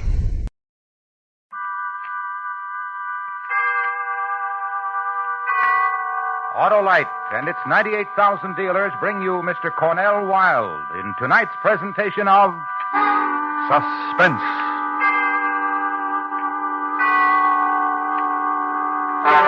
Tonight, Autolite combines fact and fiction.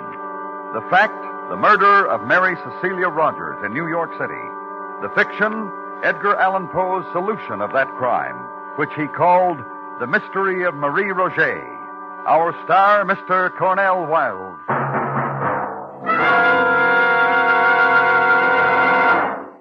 you seen any engines around Harlow? Engines, Sheriff? Why, I've seen thousands of engines, all equipped with Autolite stay-full batteries for purring, powerful, and pleasing starts in all kinds of weather. Well, these engines are off the reservation. And there are no reservations about an Autolite stay-full battery. It states right on the case, needs water only 3 times a year in normal car use. Well, these engines didn't like life on the reservation. Life? Why, the Autolite stay-full battery has long life. Fiberglass retaining mats protect the power of every positive plate to reduce shedding and flaking and give that Autolite stay-full longer life, as proved by tests conducted according to accepted life cycle standards. To quickly locate your nearest Autolite battery dealer who services all makes of batteries, just call Western Union by number and ask for operator 25. I'll tell you where you can get an Autolite Stay Full, the battery that needs water only 3 times a year in normal car use. And remember, from bumper to tail light, you're always right with Autolite. Mary Cecilia Rogers was murdered in the vicinity of New York City in the summer of 1842. It was still an unsolved crime in November when The Mystery of Marie Roget was published.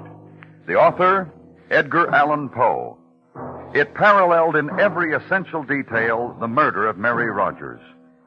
Poe wrote it far from the scene of the atrocity, with only the newspaper reports of the day. Nevertheless, the subsequent confession connected with the murder of Mary Rogers confirmed not only the killer named by Poe, but all the chief details by which he arrived at his identification.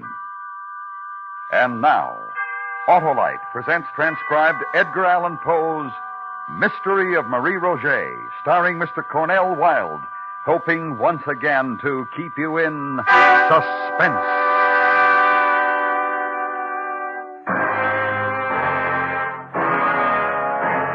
Good evening. My name is Dupin. I should like to extend an invitation. Regard first a certain event which truly occurred in New York City on a warm summer night in 1842. Secondly, I invite you to employ your imagination and displace that same event intact with all of the essential facts to a cobbled, old-world Paris on an identical, warm, and fragrant summer night in the same year. Lastly, and most interesting, I should like to invite you to attend that event. It is a murder.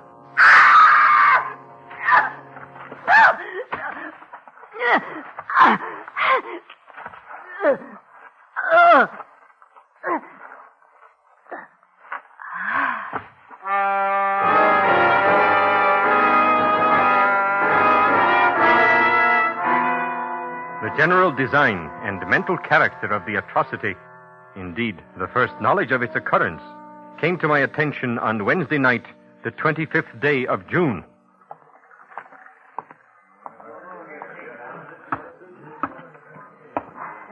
Who is the prefect of police? I am, monsieur. Dupin? Yes, monsieur. Oh, thank you for coming, monsieur. I wasn't certain my messenger would find you. This way, monsieur. Please. Andre, the lantern for Monsieur Dupin. Mm-hmm. She died harshly. Yes. Beaten, choked, drowned. Oh, yes, quite harshly. She was beautiful, monsieur. Once, perhaps, yes. Still, Mademoiselle what? In life she had a name, in death she must also have a name. Any of you? I have asked, monsieur, but none of them know her. But her clothes and jewels say she was known Dupin. Good clothes, torn and disordered in her terrible struggle, but good. And the jewelry, not expensive, but tasteful. This woman, in my opinion, Dupin, was known. And loved, Monsieur the Prefect. No doubt. Dupin, this is why I sent for you. I've been through these things before. The newspapers will write stories, the reporters will make conjecture. Although there is no name for her now, there will eventually be a name. And then, monsieur, I will be called upon to produce her assassins. There is so little to go on. The eyes of the public will be upon me, and my honor is at stake. And my honor, too, monsieur, if I am involved in the investigation. Dupin, listen. There is a fund at the prefecture, a sizable fund which I am authorized to use when circumstances arise. For your services, I am willing to make a direct and liberal proposition. Dupin, you will help me find the answer to this woman's death. I cannot refuse.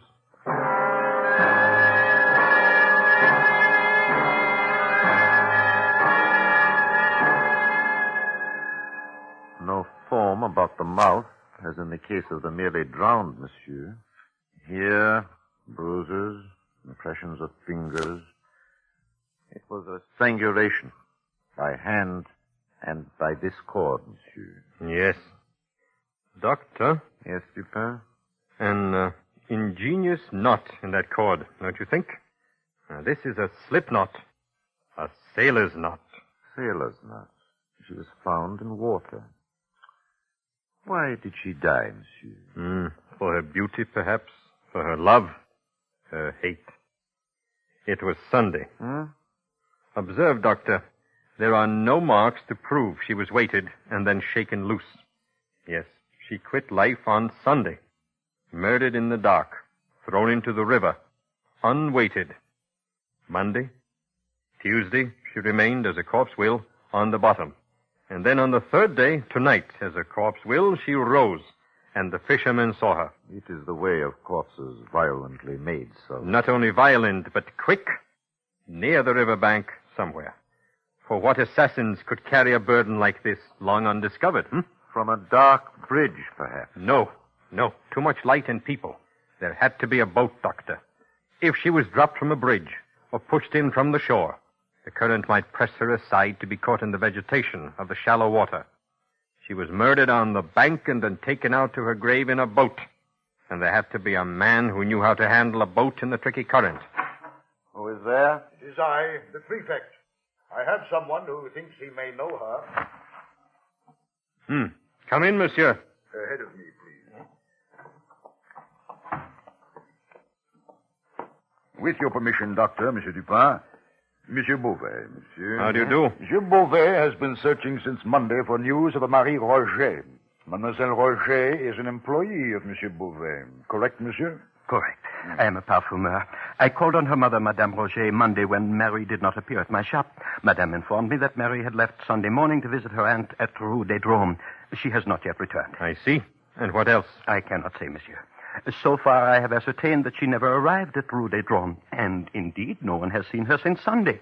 Can you describe Marie Roget? But of course. Dark hair, almost black, dark eyes, tall, young, vibrant. A woman, monsieur, of great promise. Jacques Saint-Eustache, the last to see her, mentioned to me that Mademoiselle wore a frock of fine muslin, deep blue. I knew it well. A bonnet to match goes with it. Dupin! Who is Jacques Saint-Eustache, Beauvais? Monsieur Saint-Eustache is the accepted tutor of Marie Roget. He lodges and takes meals at the pension kept by Madame Roget. He was to have gone for his betrothed at dusk Sunday and to have escorted her home.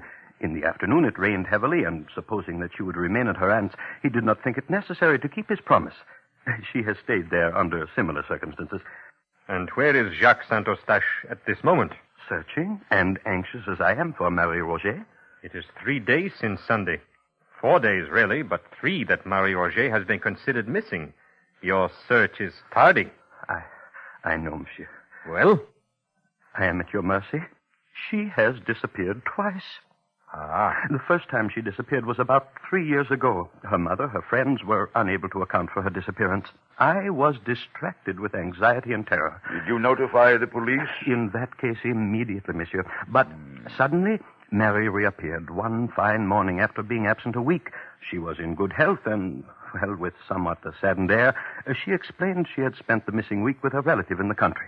Madame Roget, who was, and still is, infirm, recalled this to be a fact, and the matter was forgotten until now. So you did not call the police this second time she disappeared? What has happened once can happen again.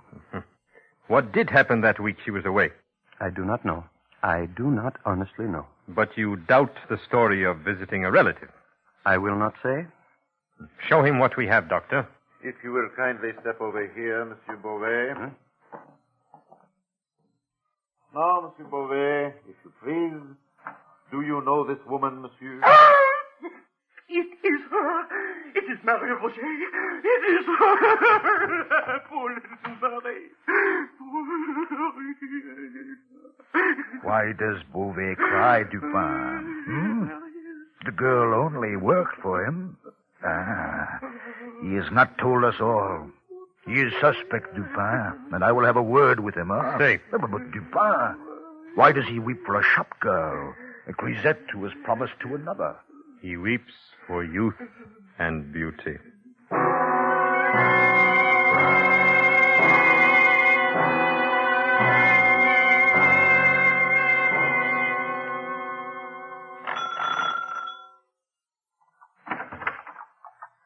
Yes, monsieur? I am Dupin, Madame Roget. May I come in? Oh, come. No, please sit, Madame. I understand you are not well. I have been invalid 10 years now. I will not consume a great deal of time.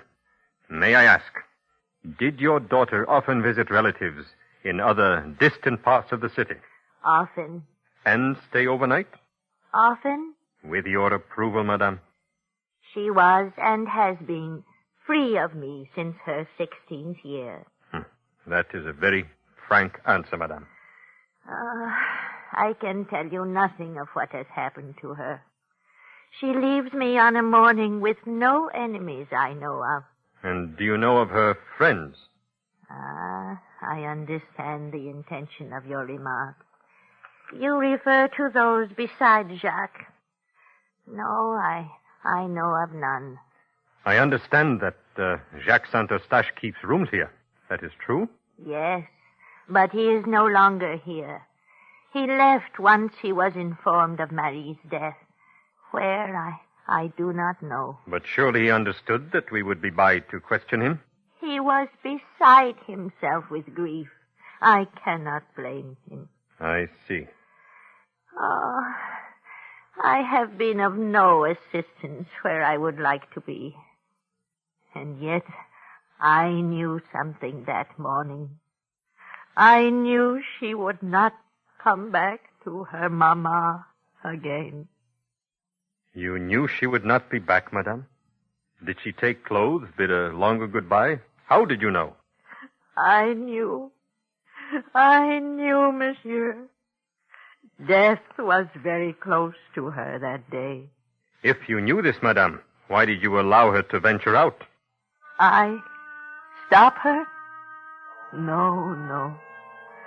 If it is not met, death will arrange a meeting. If the meeting had been here, death might have visited me, too. And I am yet afraid to die.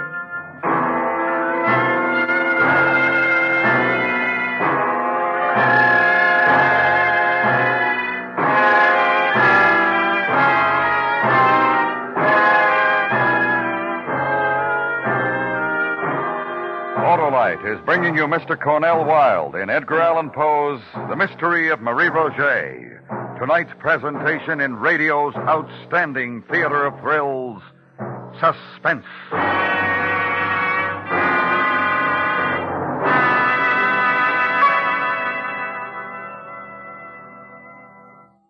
I got him, Harlow. An Indian, Sheriff? Nope. An Autolite Stay Full. The battery that says right on the case, needs water only 3 times a year in normal car use. That's the brand of battery for my car, by Ginger. You mean buy Autolite Stay Full batteries and you buy Ginger and Pep for a fast, dependable start every time. Fiberglass retaining mats surround each positive plate to reduce shedding and flaking and give the Autolite Stay Full longer life, as proved by life cycle standards. Well, sounds like you couldn't buy a better battery with a pocket full of nuggets. So, friends, see your expert Autolite battery dealer for an Autolite Stay Full, the battery that needs water only 3 times a year in normal car use. To quickly locate your nearest Autolite battery dealer, who services all makes of batteries, phone Western Union by number and ask for operator 25. That's right. I'll gladly tell you the location of your nearest Autolite battery dealer. And remember, from bumper to tail light, you're always right with Autolite. And now, Autolite brings back to our Hollywood soundstage Mr. Cornell Wilde in Elliot Lewis's production of Edgar Allan Poe's The Mystery of Marie Roget. A tale well calculated to keep you in suspense.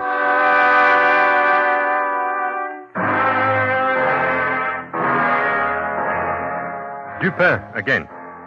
You will recall the event we have been attending in Paris. I invite you now to keep in mind the solemn fact that Marie Roget died violently.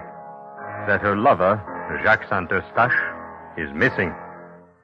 Where she died, who administered her death, for what reason, remain to be known. Attend at this point another event, if you will, which was arranged by that zealous and righteous man, the prefect of police. Thank you for coming, Dupin. You have located the lover, Saint-Eustache? Saint-Eustache? No, he's unimportant, I assure you. Somewhere right now he drinks and tries to forget. But what I have here is important, most important. Madame Dulac, if you please. Good evening, gentlemen. Good evening. This is Madame Dulac. She has something of interest to tell you. And I have something of interest to show you. Good evening, madame. I have maintained this tavern many years, right here, close to the bank of the river. No fear with me, madame. I have no authority to do anything but respect your person and your thoughts. Oh. And what is this information? I saw a young woman here Sunday. Monsieur says it was Marie Roget. It was, definitely. Just a moment. Sunday, madame? Yes. Mid-afternoon, later perhaps. Where? Right here in my tavern. She arrived accompanied by a young man of dark, swarthy complexion. The two remained here for some time. On their departure, they took the road through some thick woods that way. Toward the river, Dupin. And this is a secluded neighborhood. Go on, madame. Go on. Soon after they left, a gang of miscreants made their appearance at my place of business. They behaved boisterously. They ate and drank without payment, then left and followed the route of the young girl and the young man that same way. I see. About dusk, the same gang reappeared and recrossed the river in great haste. I see. And you are certain it was Marie Roget? Never fear. My men spoke with an unnoticed driver, a man named Valence, who knew Marie Roget. He claims he saw her cross the Seine on the Sunday afternoon in question with the swarthy man who fits the exact description of Madame. And what else, monsieur? Oh, I will show you. Come.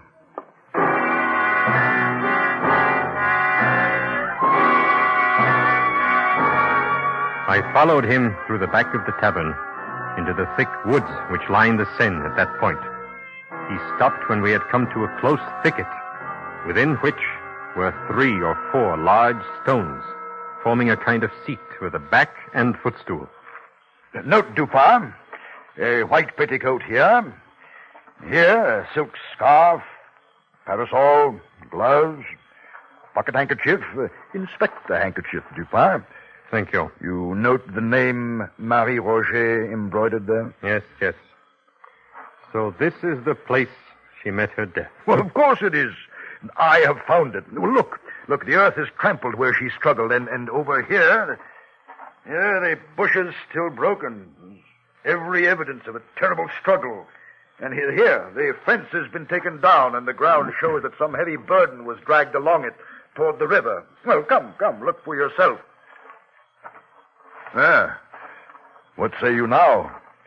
I am wondering. Wonder? Well, we have facts now, sir, important facts. Do you recall a strip of one of the unfortunate girl's petticoats had been tied about her mouth, probably to prevent her screams? I do. This was done by fellows who had no pocket handkerchiefs. Miscreants, Dupin. Miscreants, such as those who visited Madame Dulac's tavern and later went the same way as Marie Roget and her companion. There are many such gangs about here. All we have to do is locate them. And I know how to do that.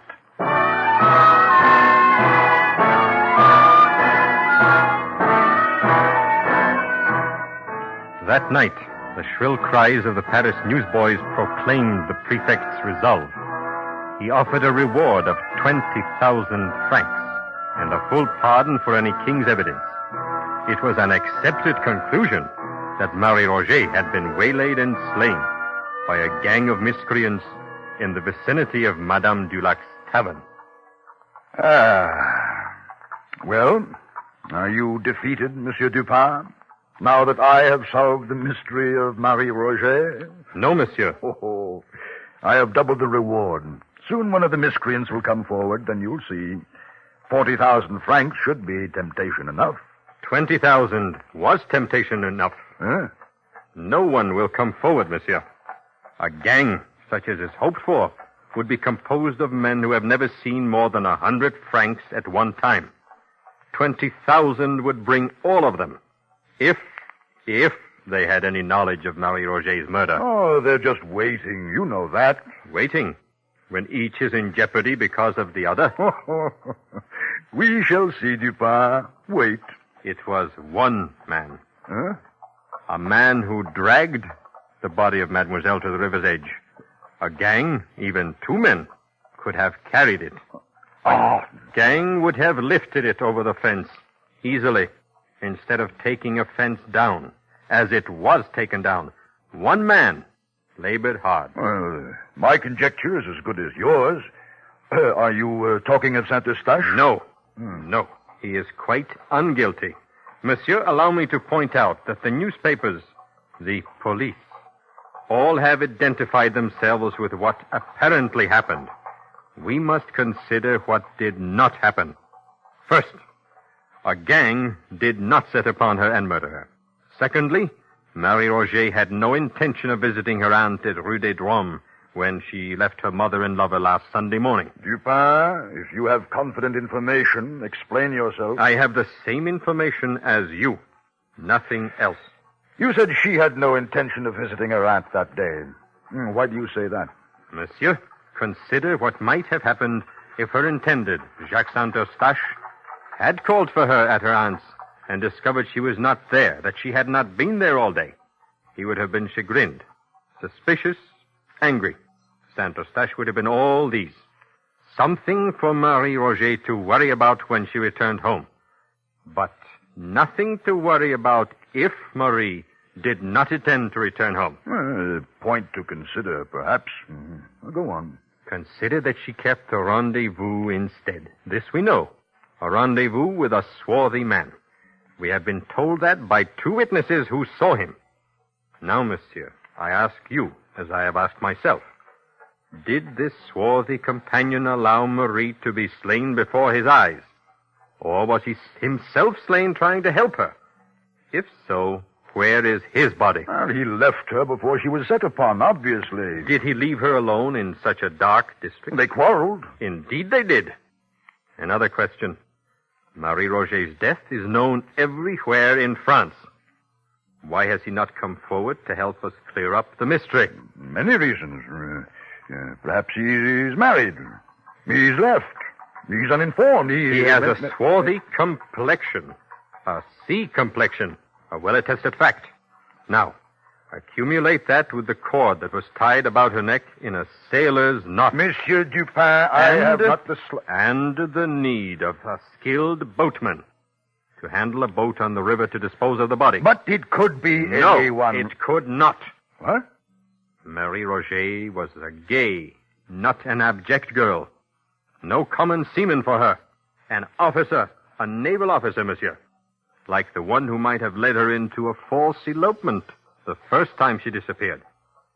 3 years passed. The approved time for a French man of war to consume encircling the globe. The officer returns, thinking of the same coquette, Marie Roget. The same bargain. What he has managed to do once, he can do again. Marie meets him Sunday for this purpose. Then she thinks the better of an elopement and refuses to accompany him. Saint-Eustache has captured her love. Her former lover slays her in quick anger. He drags her body to the river, commandeers a boat. Where do I find him? On whatever ship has arrived from the world cruise. His name? What is his name, Dupin? Inquire for the name of the young officer who has applied for leave to get married. But there must be many such among a ship's complement returning after a long cruise. Agreed. But, Monsieur le Prefect, there is only one naval officer who has returned to his ship without a bride. Oh. Andre! Andre! We leave at once for the naval yards.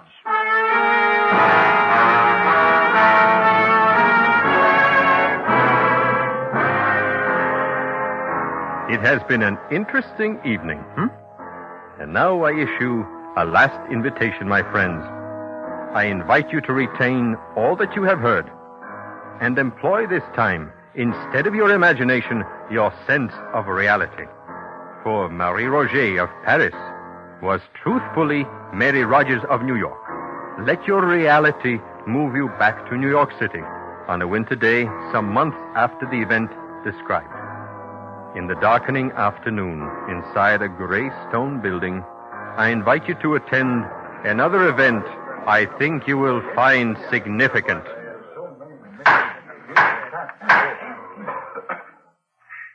Ensign Robert Bryant Wilson. You have been found guilty of the murder of Mary Cecilia Rogers. It is the judgment of this court that you be hanged by the neck until you are dead.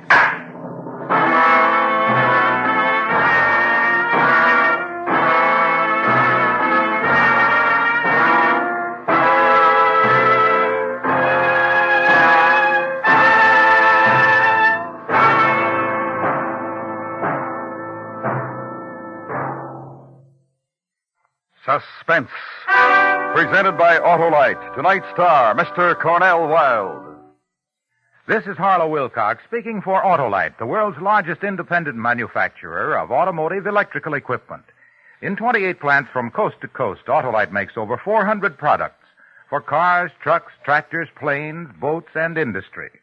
These products include bumpers, die castings, industrial thermometers, and batteries, such as the famous Autolite Stay Full, ignition-engineered Autolite spark plugs, both standard and resistor types, voltage regulators, wire and battery cable, Autolite Bullseye sealed beam units, and Autolite original service parts for all Autolite electrical systems. Autolite is proud to serve the greatest names in the industry. So, from bumper to tail light, you're always right with Autolite.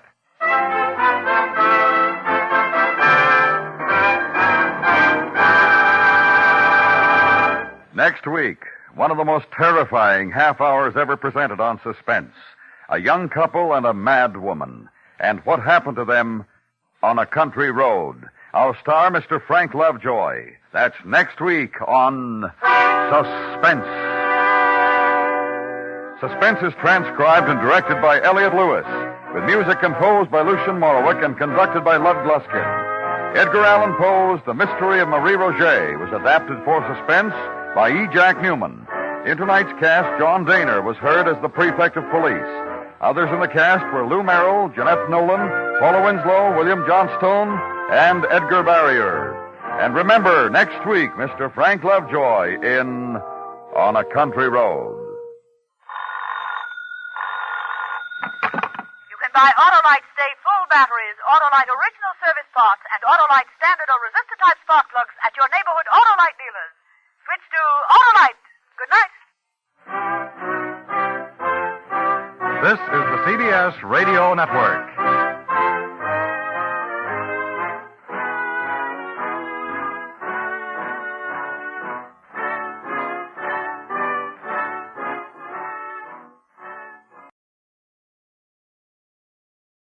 Welcome back. Wasn't that an incredible story about how Edgar Allan Poe solved the murder of Mary Rogers? There's only one problem with it. The entire thing is a complete fabrication. The actual murder, in terms of Edgar Allan Poe solving the case, Edgar Allan Poe's solution didn't solve the case. In fact, it remains unsolved right up until this day. And there was even one author who suggested, somewhat implausibly, that Poe actually did the crime. And it was kind of a flimsy suggestion. It's one of those things with we have one of our biases, I think, with mystery writers is we really assume if you can sit there and come up with all of these odd and bizarre ways to kill people, you must have killed somebody yourself. You wouldn't just develop all this stuff for novels, but there's no real proof that Poe did it. It just does remain one of those great unsolved mysteries and one of the most baffling ones in New York City history. But this is somewhat noteworthy in that it was the first detective story based on an actual case.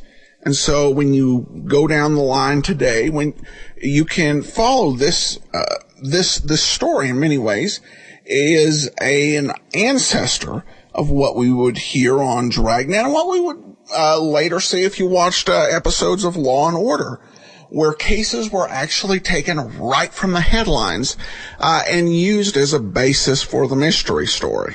Also, this episode's somewhat remarkable for suspense. It's 1953, radio definitely in decline, but just an incredible cast. You know, William Johnstone, John Daner, and it sounded like the announcer on this one was Larry Thor.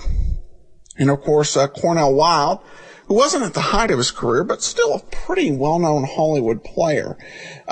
Really some strong players, even at this point, on Suspense. So Suspense continuing to be just a solid powerhouse of radio talent.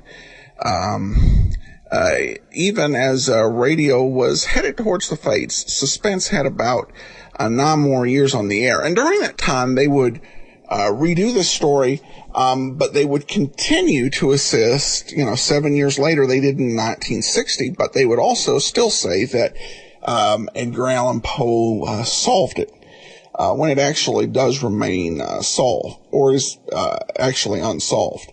All right, listener comments and feedback. We have this from Aaron. I'll miss Sherlock Holmes, but all the shows are fun.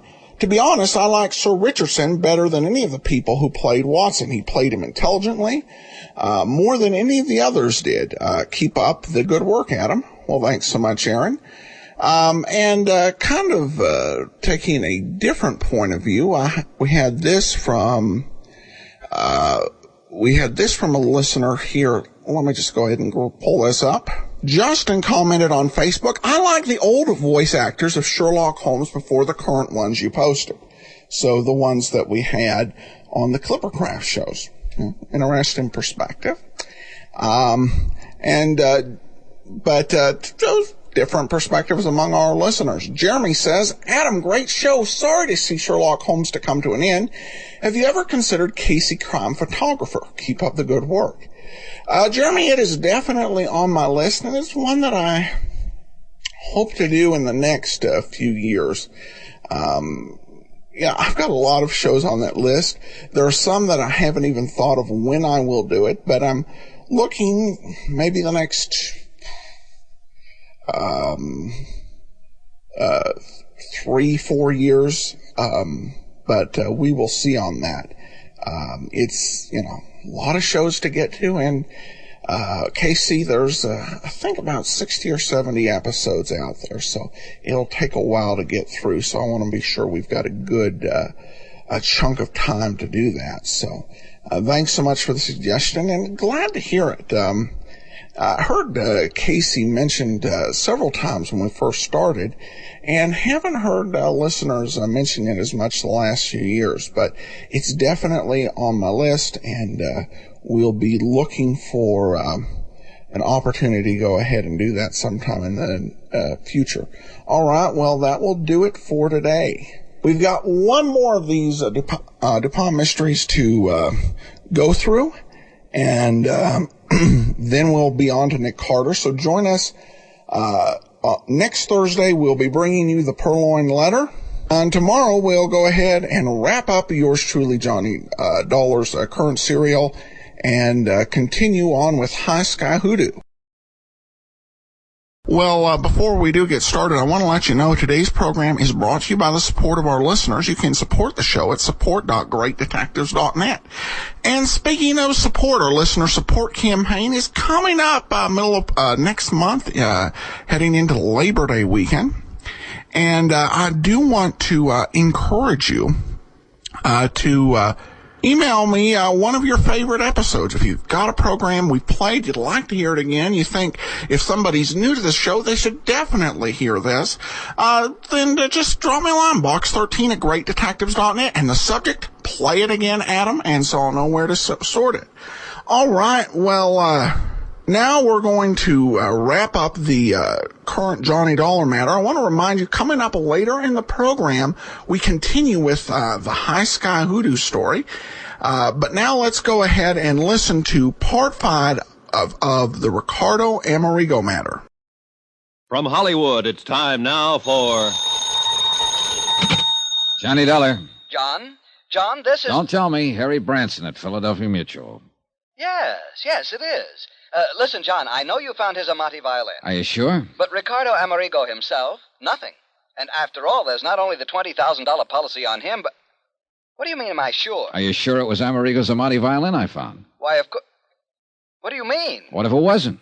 What if it was just an imitation? John, stop it. That's What do you mean? That $30,000 well-insured fiddle I picked up in the South Jersey swamps may be a phony. Oh, no. For heaven's sakes, come over here to the office and tell me... Oh, take it easy, Harold boy, until I've had time to find out a few things. John? See ya.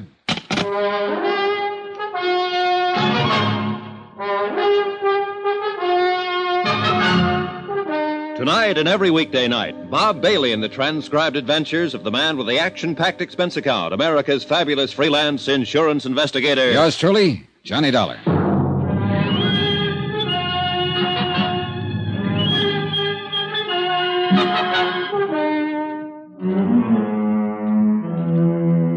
Expense account submitted by Special Investigator Johnny Dollar, location Philadelphia, Pennsylvania, to the Philadelphia Mutual Liability and Casualty Company.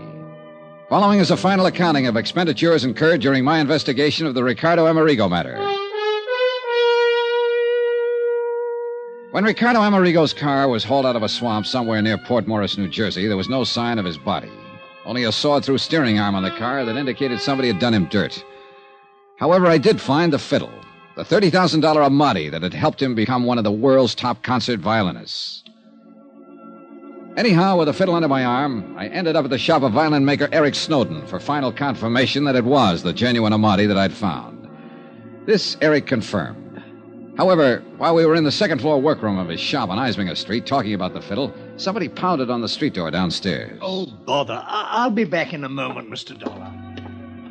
And that's when I accidentally, and so help me it was accidental, I knocked open the door of a cabinet and discovered another violin, identical in every respect with the one I'd found in the swamp at the scene of Amerigo's accidental death.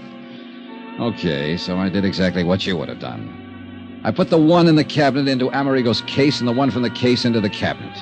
One of them was the genuine Amati. But which one?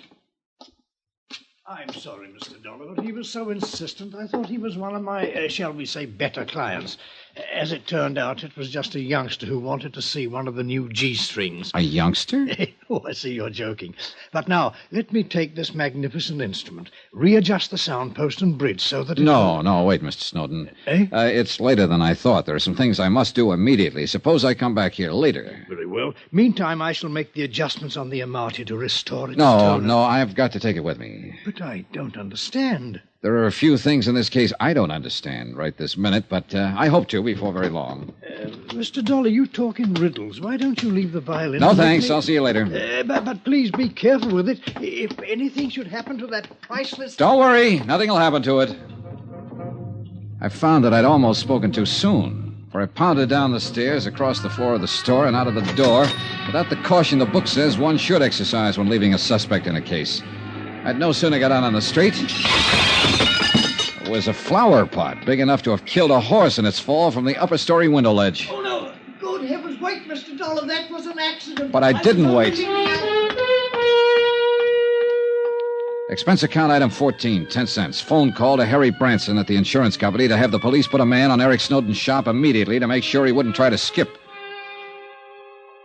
Item 15, $7.50 for a cab to the house of fiddle-playing Jerry Goldsmith out in Lanark. Mr. Dollar. Hello, Goldsmith. I didn't expect it. But you left in rather a hurry earlier. Sorry, I had to keep a date. Hey, look, Jerry, when I was here before... You still have the violin? Yes. Yes, when I was here earlier and you played it, you didn't seem to think it was really Ricardo Amerigo's Amati. No, I didn't say that. At least Well, at least it didn't sound like it when you played it. Yes, Mr. Dollar, that's right. Oh, now, think a minute. You were a bit upset, excited, whatever you want to call it, when I brought it to you. Yes, that's true. Nevertheless... And I think you were also afraid I might have suspected you of Amerigo's murder when you admitted his violin was the one thing you wanted more than anything else in life. Except, of course, to have Ricardo straighten out. Become himself again. Become the artist again. Deserve to have this... I don't know. Whatever I say seems to make it sound like a... I don't know. All right, now, look, Jerry, calm down, will you? I'm not trying to pin a murder rap on you. Calm down and do something for me, will you? Why, yes, of course. What? Here. Have you had something done to it to restore the tone it used to have? It hasn't been touched by anyone else since I laid my hands on it. But I want you to play it again. Yes, of course I will. But didn't you say that some old fool with a music store cleaned it up? Jerry, it hasn't been touched by anyone else since I laid my hands on it. Now play it. All right. Go ahead, Jerry.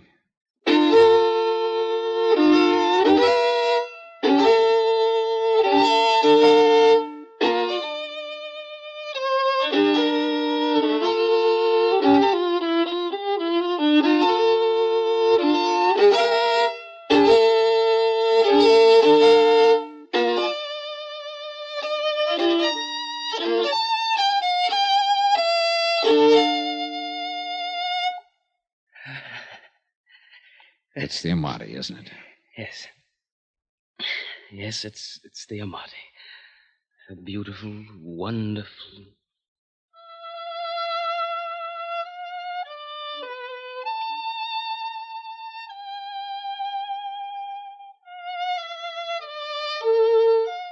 Funny.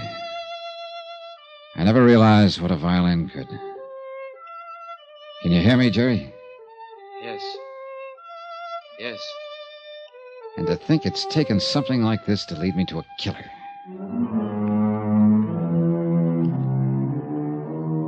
Expense account item 16, $420. Cab to Philadelphia Mutual, the office of Harry Branson. But if you're right, John, you mustn't go out there alone. Don't you understand? If he's the man who planned the murder of Ricardo Amerigo, he wouldn't stop... Yes, I had the police put a man out there to cover his shop. But, John, I still think... Expense account item 17, $1.60. The buck was a tip for going through a couple of red lights. Back to the shop of the violin maker, Eric Snowden. Mr. Dollar. Hi, Mr. Snowden. I'm afraid I left you rather abruptly a while ago. You mentioned it, Mr. Dollar. It's you. That near accident when you left that flower pot. I don't know how it possibly could have shifted on the window ledge up there. On the third floor window ledge of this little combination store, workshop, and home of yours. That much I did notice while I was ducking it.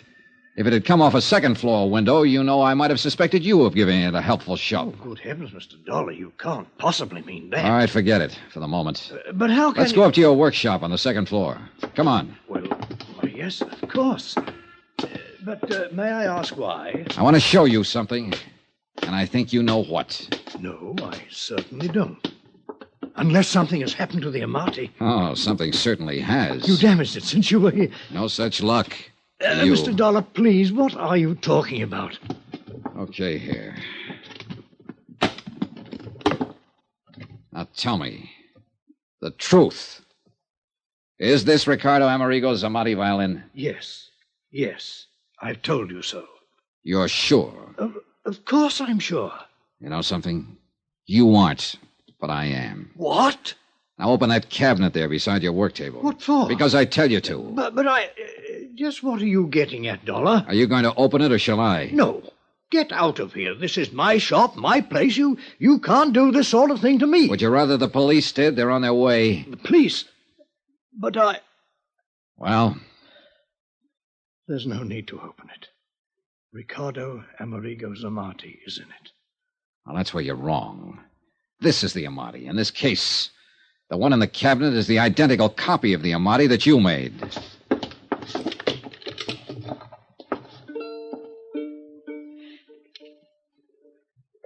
Yes, Mr. Dollar. Why, Snowden?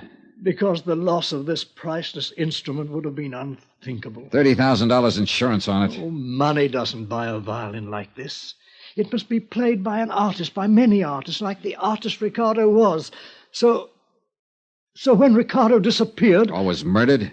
When Ricardo disappeared, I had to make sure that the Amati would still... I didn't murder him. Isn't this the hacksaw that cut the steering rod on his car? Well, Snowden, isn't it? Yes. No, I mean... And because of it and your crazy plan to keep the real Amati, you and you alone are going to take the rap for Amerigo's murder. No, please. Ricky. No use, Eric. That's right, Mr. Dollar. I'm Ricardo Amerigo. You're what? The dirty, drunken has-been that started all this. Sawed through the steering rod on my car, wrecked it in the swamp, left some of my clothing there. That phony fiddle was my idea. Not to collect the insurance on it, not that alone. But to make sure it could come back again. Be played again by somebody that deserved to play it. The way perhaps one time I deserved to play it. But, Ricardo... A man disappears, murder, or whatever. There's a fuss about it for a while, and it's over. But this, no, this must live. This violin, you will now. The world will be the better for it. But you... and this apparent murder... The insurance was my last hope of paying back Pete Corbin, my agent, and the others who tried so hard to straighten me out. Pay back some of the money and the heartbreak they spent on me. Or let your insurance company pay them back.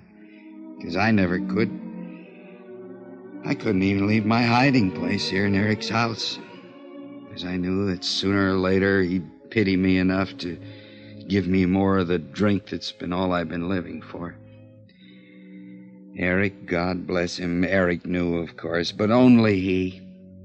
Be kind to him, if you can. Ricky. That's all, Mr. Dollar. Oh, unless... will you buy me a drink before you call in the police?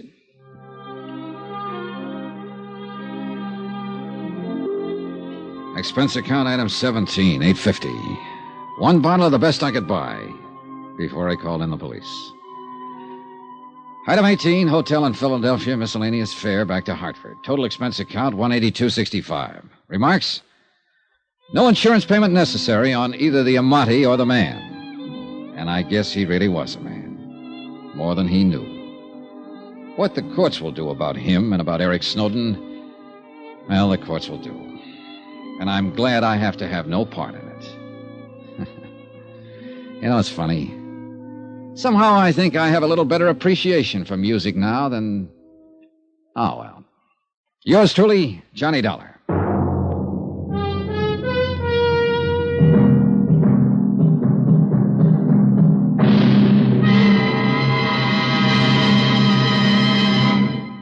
Remember, there'll be another intriguing story for you beginning next Monday night. Next week, the Duke Red matter.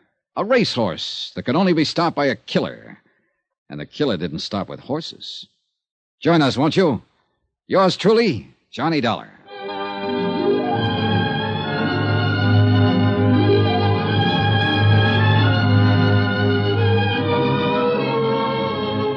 Yours truly, Johnny Dollar, starring Bob Bailey, is transcribed in Hollywood. It is produced and directed by Jack Johnstone, who also wrote this week's story. Heard in the cast were Harry Bartell, Lawrence Dobkin, Victor Perrin, Barney Phillips, Forrest Lewis, Eric Snowden, Herb Vigran, and James McCallion. Musical supervisor and violinist, Amerigo Marino. Be sure to join us on Monday night, same time and station, for another exciting story of Yours truly, Johnny Dollar. This is Roy Rowan speaking.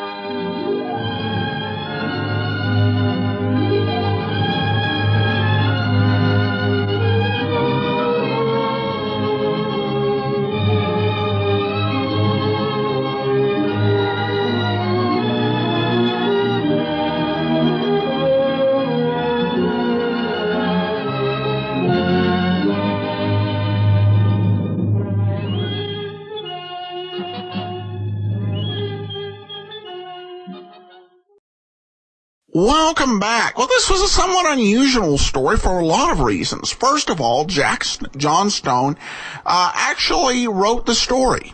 And he wrote it under his own name. That's unusual because Jack Johnstone wrote a lot of radio scripts, but most of them were under pseudonyms for whatever reason. This one, he goes ahead and owns it as one of his own. And I thought it was a pretty good script. This is my second time listening to all of these 15-minute serials. But I have to admit, I was very surprised. I was not planning on Ricardo Amerigo being alive the first time I listened to it. So it definitely took me for a surprise, and I'm sure it did you. The other thing that's worth noting here, as I listened to this show, listened to the closing credits, I didn't hear any female names, and I thought back over the serial, and I didn't remember hearing any female characters in this entire program. And that's kind of unusual when we're dealing with not just, a half-hour program, which might happen. I don't recall that happening too often. But in this case, we're dealing with 60, 70 minutes worth of programming and no female characters. Very unusual in that regard. And also the borrowing of names. Mentioned previously Eric Snowden, but Amerigo, of course, was the first name of the guy who did the music on the program, and it became the last name of the violinist in the story. So, I don't know if you should technically be reusing names like that, but I guess that that worked overall. And overall, a pretty good story. Well, now we turn to High Sky Hoodoo, and I did want to share a little news. I found a log on the Australian OTR website. And it actually has an earlier date for the Carter Brown stories than I initially had. And actually they had High Sky Hoodoo, that series, airing the week of December 21st of 1957. So a little earlier than I had thought. Let's go ahead and we'll take a listen. It's time for High Sky Hoodoo, Part 2.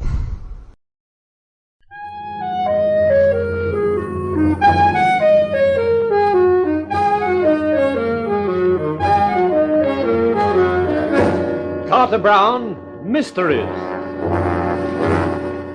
Adventures in excitement and suspense, based on the best-selling novels by the slick storytelling sensation Carter Brown.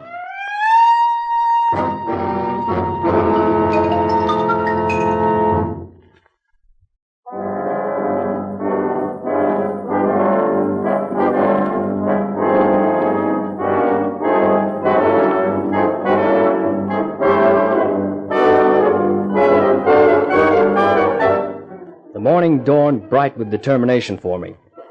The old man and Sue Pearson may have taken what I said for bravado, but I was determined to prove that the jinx tag they'd fixed on Whitney Kent was a lie. I decided to say nothing about the visit of Slade, the Blue Circle Detective Agency man. That was something I'd take up later with Milton Moore. First, I wanted words with Jim Berg, our security man. Well, morning, Whitney. The super salesman with a no-good product. Well, you got my sympathy, pal. Thanks for nothing. What gives, Jim? Anything new? Nah, not a thing. The top brass are in conference this morning. They're going to use Hangar C to start on the next F-92K. I got to have 4 guards around that building night and day from here on. Who gets in? Only the staff connected with the work. And the executives? Oh, I'm sorry, Whit. You're not included. It was your father's instructions. Oh, that's okay, Jim. He told me to take 3 weeks vacation. Looks like he means it. You have any leads? No. I figured Gene Latimer made a mistake somewhere, like the Air Force character says, but heck, I'm no engineer, just an ex-FBI man trying to make a living. So I have to presume the plane was sabotaged. Right now, I'm starting a double check on all the employees who could have got near that plane. How many of them are there? Oh, over 100. Looks like quite a job, doesn't it? Mr. Berg, I wish you luck. You will need every ounce of it.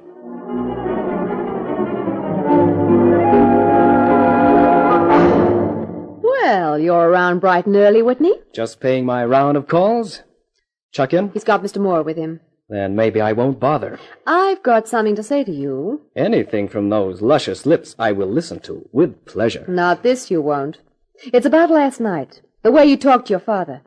Why can't you even try to appreciate his point of view? His point of view goes no further than Kent Aircraft.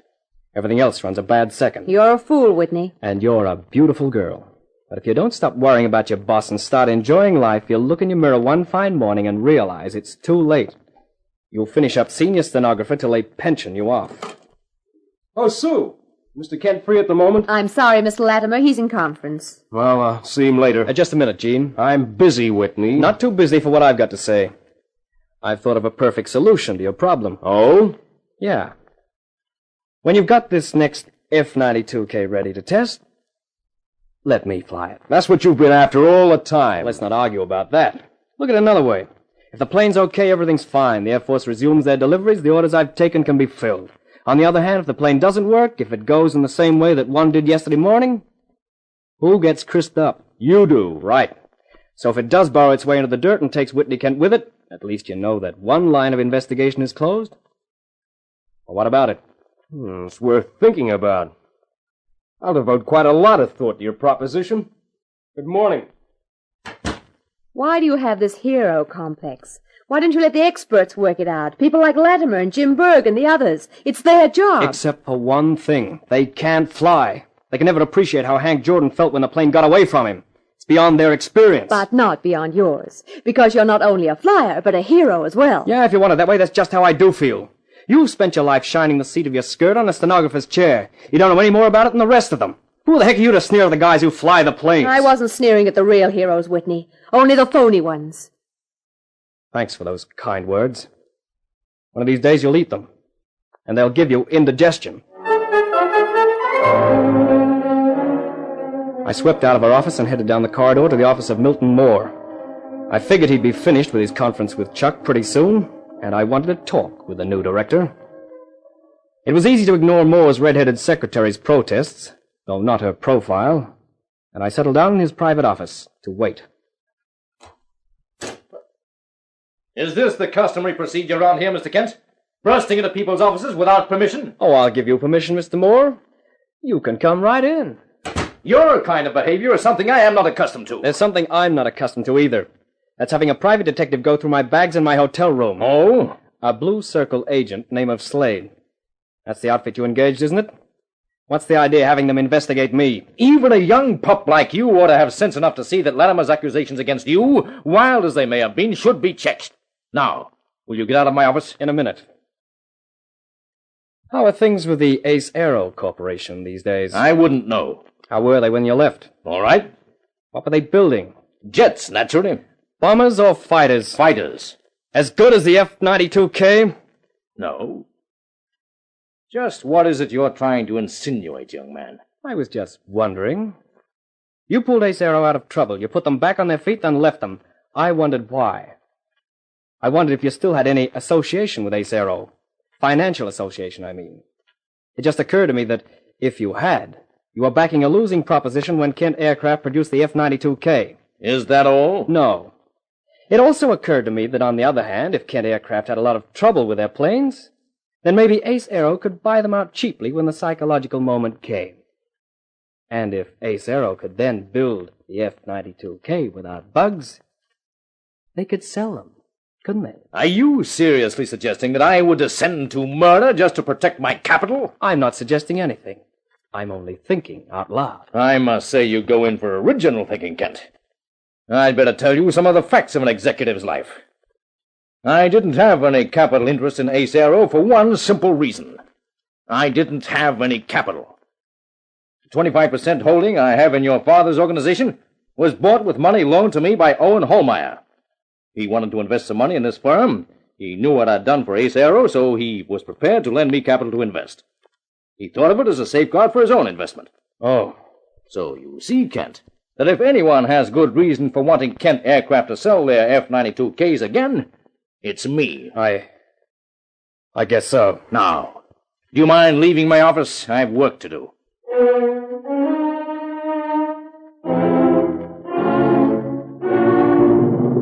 Of all the crazy fool things to do. Not to me, Chuck. Mr. Moore was having me investigated, so I thought I might give him a little of the same treatment. I'm not talking about that. Moore had it coming, you gave it to him. Made me feel sort of proud of you. For the first time. No, Whitney. There were many times when you were in Korea when I was proud of you. And I was proud of you in Europe, too. Proving that you could sell aircraft with the best of them. What is this, Old Home Week? But I'm mad at you. How in the name of creation could you do a stupid thing like that? I thought you said Moore had it coming. I'm not talking about Moore. I'm talking about that crazy fool offer you made to Gene Latimer. Oh, that? Yeah, that. Latimer wants to take you up on the offer. Hallmeyer and Moore think it's a great idea. What the heck could I say? That you figure it's a great idea, too. That's what I did say. So you're all set to fly the next F-92K. When? Saturday. They're working 24 hours a day on it. Oh, that's fine. Sue says you've got a hero complex. I think it's a plain darn fool complex. Maybe. But Gene Latimer was right about one thing. I threw the first one away by flying it when I wasn't exactly sober. That gives me a sort of responsibility, Chuck. Boy Scout stuff. It's more than that. That first plane had bugs. If I'd been sober, I could have told you what particular bug it was, but I can't remember anything. Well? Well, I've got a feeling. If that plane still has bugs and I fly it, I think the memory might come back and I might be able to do something about it before it's too late. Maybe you aren't such a darn fool after all. You really want to fly the F-92K? Of course. Okay, that's what I wanted to know. That it wasn't just bravado. What you say makes sort of sense, I think. Thanks. You, comfortable at the beach house? Sure. Anytime you feel like eating real food, come up to the house for dinner. Thanks. Now get out of here. I'm busy. Okay. I'll leave you to it, Chuck.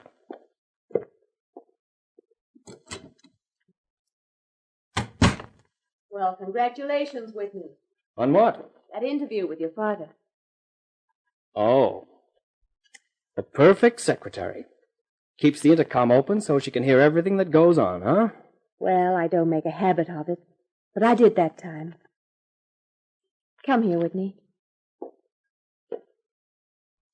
What for? I'd like to kiss you.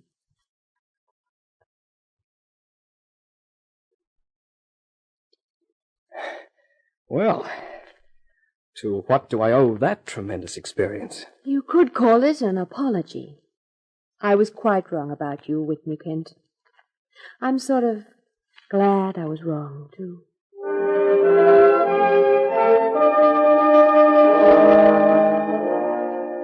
I'd spent a lot of my time waiting, especially in Korea. But no waiting time was as bad as the days while the F-92K was got ready. Came Friday, and I went down to the plant. The old man was with me. We're fixing the takeoff at 7 a.m. tomorrow, Whit. I've got it cleared with the Air Force, okay, 30 minutes. They've defined the area and so forth, so you can collect all the dope this afternoon, met reports, etc. Sure. I thought I'd collect some flying gear today. I've had it taken into the hangar here. Berg's doubling the guard tonight and is watching things himself as well. Good. Oh, there's Latimer, stroking the fuselage like it was a tame cat. Hello there, Gene. Hi, Whitney. Well, there's nothing wrong with it. I've checked every inch of it. Then I shouldn't have any trouble tomorrow. Whitney, it occurs to me that I said a lot of stupid things a while back. I'm sorry. That's okay, Gene. I can appreciate how you felt. And that's my gear there, huh? Yeah. I think I'd like to take the parachute out and have a look at it. But it's all packed. Then I'd like it unpacked. After all, I'm flying this butterbox tomorrow. Okay, Whitney, whatever you say. I had a queer crawling feeling along my spine. When the chute was unfolded and billowed out in the hangar's expanse, I realized why. There was a 6-foot slit across the center. That chute wouldn't have brought a mouse down safely, let alone a guy of my weight. Latimer, what's the meaning of this? Don't ask me, Mr. Kent. As far as I knew, that chute was checked and packed properly. Lucky for me, I took a look. I think I'll borrow one from the Air Force and bring it along in the morning and put it in myself. Wait. If they could do that to the chute. Yes, Chuck.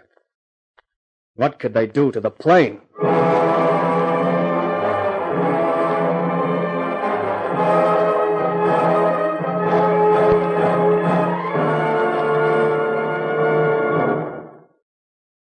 Welcome back. Well, I have to admit, this is really my favorite of the Carter Brown stories so far. Really some good dramatic tension and some real sense of suspense. And this character here is really multi-dimensional, multifaceted. So I'm really enjoying this. I hope you are as well. And we will be back for the next part of High Sky Hoodoo next week.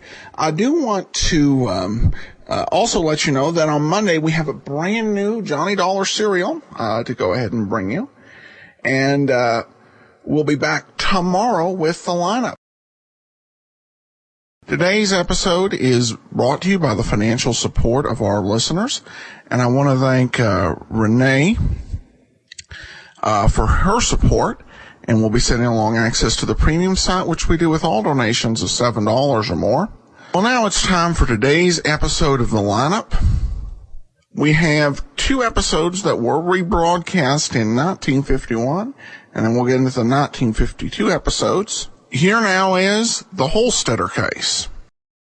Ladies and gentlemen, we take you now behind the scenes of a police headquarters in a great American city, where under the cold, glaring lights will pass before us the innocent, the vagrant, the thief, the murderer. This is the lineup.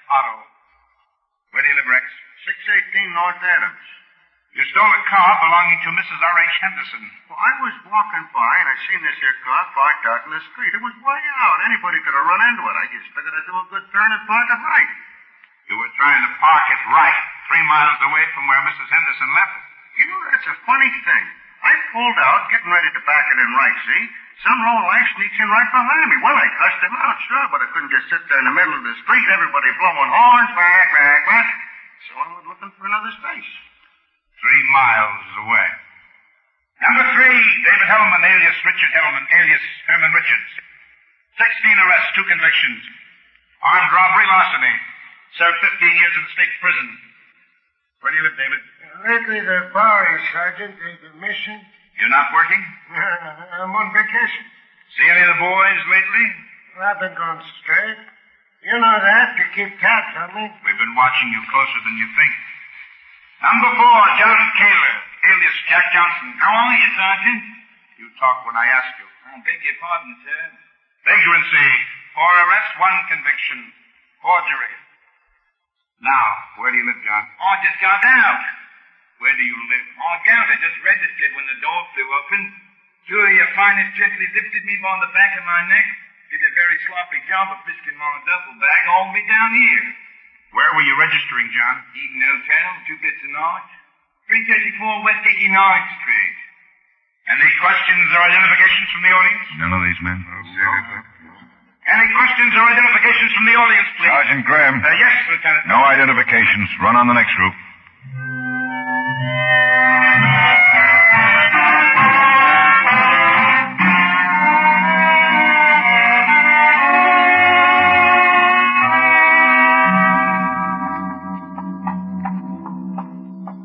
I've got the whole bunch of them down looking at the mug files. I've got to see Baylor. Want to come along? Yeah, sure. We haven't had a bank job like this in 6 years. How's the guard? He's still unconscious. Doesn't look like he'll make it. Oh, Chief. Hello, Ben. Matt. Oh, Chief. I just had the witnesses look at the lineup. Didn't spot anybody. We haven't had a bank hold up in 5 years. In 6 years. Well, here's how it stacks up, Chief. 5 men went into the bank at 11 this morning. As near as the bank can tell, they got away with close to 100,000. They ran for the street, and this bank guard pulled a gun, exchanged shots with one of the hold-up men. Giulio Bulati. Yeah, that's right. Bulati and the guard are both in pretty bad shape. Unconscious. Not likely to live. Sergeant Quine's over with Bulati in case he regains consciousness. The other 4 left Bulati on the sidewalk, piled into a green sedan. Witnesses say it was either a Chrysler or Plymouth. Couldn't get the license number covered with mud. Well, the witnesses have identified 2 of the hold-up men, Leon and Jack Holstedter. We'd like to have those boys. Well, they've never operated here, Chief. All we know about them is what you got from Denver. They've been out of circulation for about 7 months. Never pulled a job this big before, but that doesn't mean they couldn't. Originally from Oklahoma, a couple of brothers who started out bad. Both have done time. Skipped out on their parole a year ago. Well, this Bulati is a local boy. We know him. He probably landed here, cased the job, and then rounded up some local talent. Well, that's what we're hoping for. We've got Bulati, but he may die before he can tell us anything. The other 3 boys are local talent. Maybe we can trace that green sedan. If it wasn't stolen. Well, even if it was. Be easier rounding up some of our own local hoods than it would the Holstedter brothers. We've set up the usual roadblocks, covered the airports, the bus stations, and trains. The witnesses in the bank got a good look at all 5 of the men? Well, they say so. They identified the Holstedter brothers. Let's hope they can tag the other 2. Now, what about the 6th? Man driving the car. Nobody got a good look at him. Just our luck. He's probably the one who owns the car. Chief Baylor speaking. Yeah. Okay. You better get down to the hospital. That was Quine. Doctors say Bulati's regaining consciousness.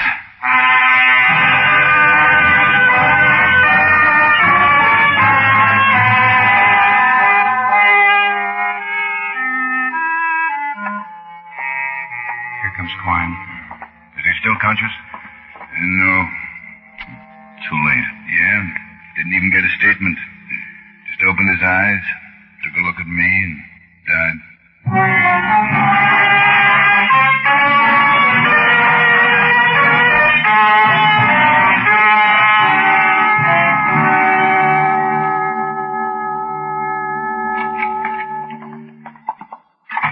Want some coffee, man? Oh, yeah, please.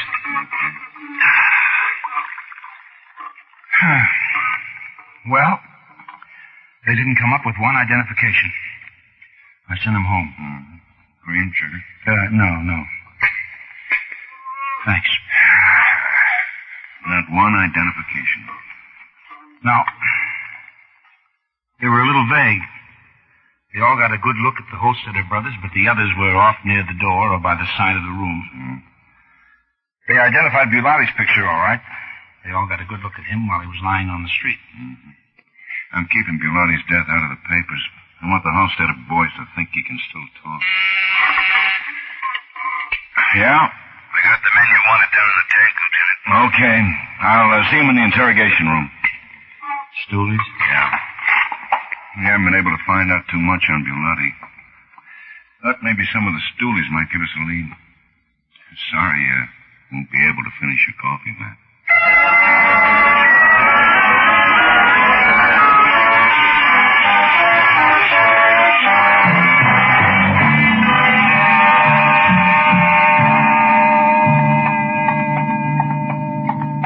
Well, I hope something comes out of this. I hope so.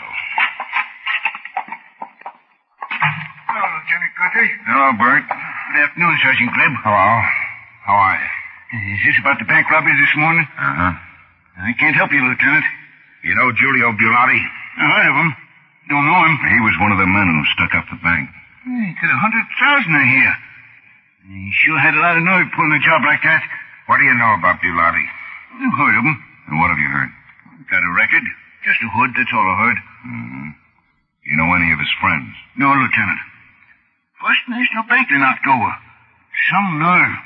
How about the Holstedter brothers? What do you know about Leon and Jack Holstedter?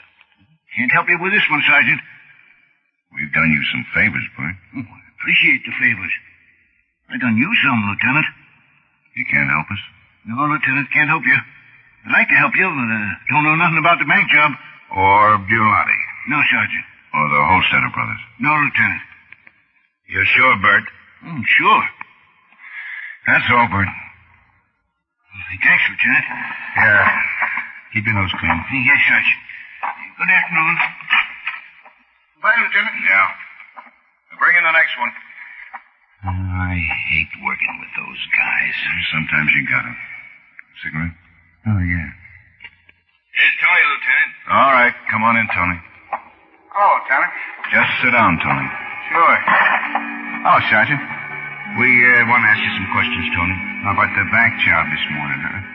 Word gets around. It sure does. I can't do you no good. Did you know Giulio Bulati, Tony? No, I heard of him, no. Know any of his friends? No.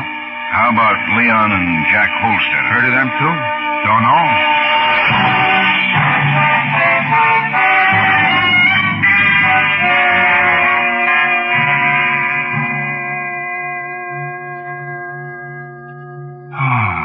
Now I think we only have one more. Amos here is the last one, Lieutenant. Okay. Come on in, Amos. Yeah, Lieutenant. Have a chair, Amos. Thanks. How you been, Sergeant? Fine. We want to ask you some questions. Sure. About the bank holdup this morning. I know. They all do. You know Giulio Bulati? No. I know a kid named Frank Merritt. Oh, you do, eh? Yeah. Good friend of Bulati's. Here he was with him all last night. How about this morning? Couldn't say, Lieutenant. I hear this Frank Merritt is from Denver. Holstedter boys are from Denver, ain't they, Lieutenant? Yeah, that's right. Now, where can we find this Frank Merritt, Amos? I don't know, Lieutenant. Got a hunch he's making himself scarce. How long's this Frank Merritt been in town? About 2 weeks, I think. Drove in from Denver in a green Chrysler sedan.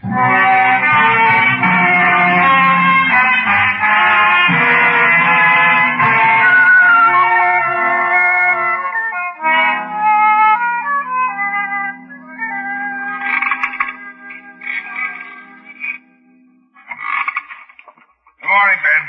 Morning. I just saw Chief Baylor. And? And nothing. I'm getting sick of this. We get a lead and we sit around for 2 days. Yeah, I'm getting sick of it, too. But we can't find Merritt. Or the Holstedter brothers, or an identification on the other 2 hold-up men, or the green sedan. Yeah. FBI's got every available man on it. We've got every precinct in the city working on it. Sooner or later, we're going to turn up with something. Yeah. Ulcers. Well, now, look, if we don't pick up one of the Holstedter boys, then we might find Merritt, and he'll lead us to the rest.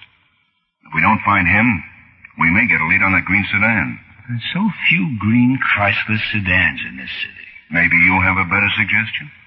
No, but I have an alternate. Make some coffee. I'm sick of coffee, too. Well, then, you think of something. Hand me the coffee, John. Lieutenant Guthrie. This is Quine, Lieutenant. That bank guard just died. He never regained consciousness. Okay, come on in. Well, that's swell, Matt. Bank guard just died. No identification. Oh, where the devil are these guys, man? I always thought we had a pretty efficient force. They're keeping out of sight and good. Yeah. Well, they haven't gotten through the roadblocks. Haven't left the city unless they have Houdini's ghost with them. We'll get them, Ben. Sure. They're somewhere in the city. We've got them trapped and we don't know it. And you know something? Neither do they.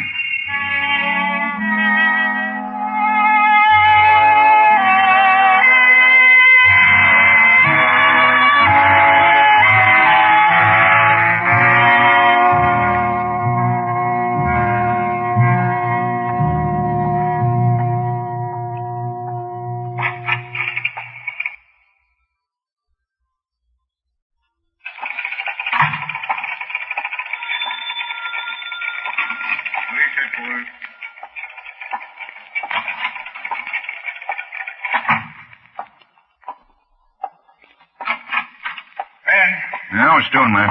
You, knocking off? Yeah. You? Uh-huh. Give you a lift? Oh, I'd love it.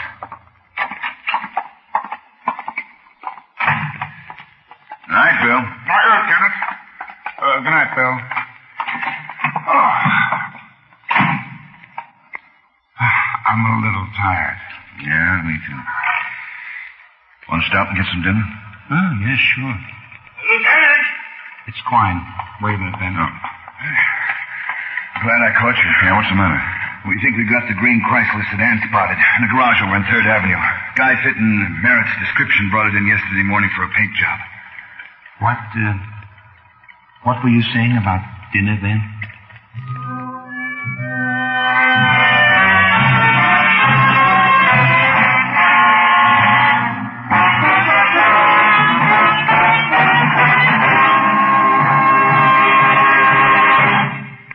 It's your listening post to the world. CBS new program Hear It Now, featuring Edward R. Murrow, Friday evenings on most of these same stations. The top news of the preceding 7 days. International, political, sports, entertainment. All the fields of interest are covered in this fascinating, noteworthy 1-hour program. Oftentimes, you hear the actual voices of the people who've made the news on Hear It Now. Be listening every Friday for Hear It Now, your listening post to the world.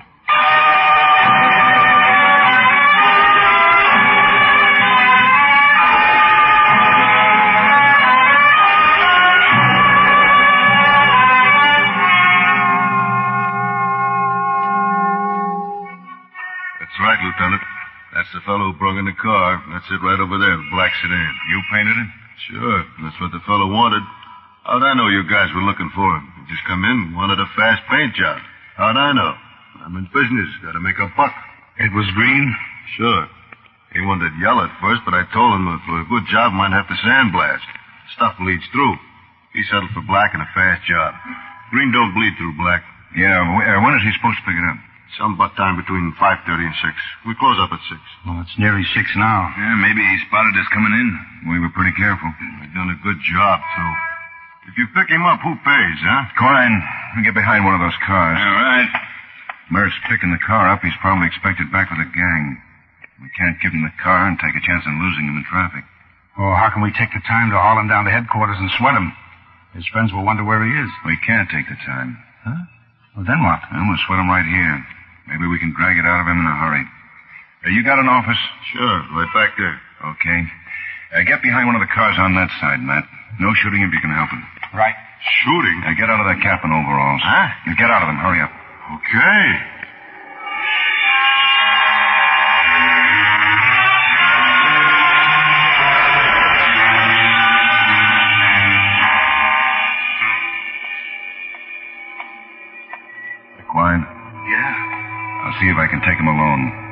come out unless I give you the word.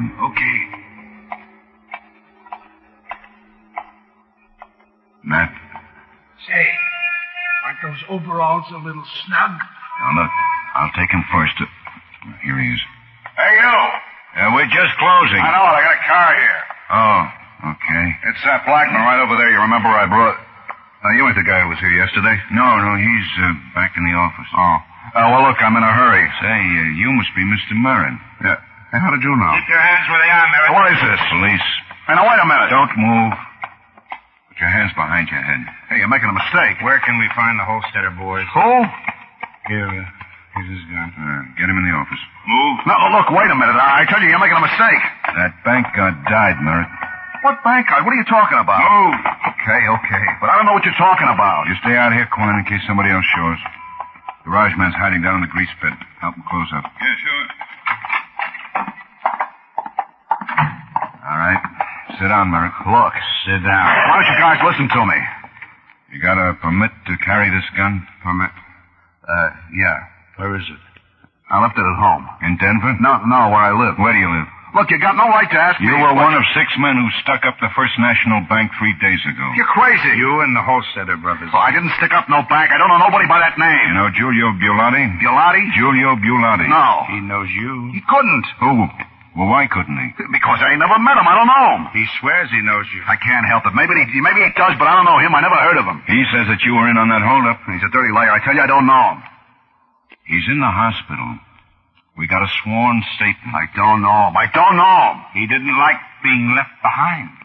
What are you talking about, left behind? After he got shot outside the bank, you left him lying there. I didn't leave him nowhere. How could He I? named all 6 men in that holdup. Well, I wasn't one of them. I swear you got You and the Holstedter brothers. I don't know any Holstedter brothers. That's your sedan out there, isn't it?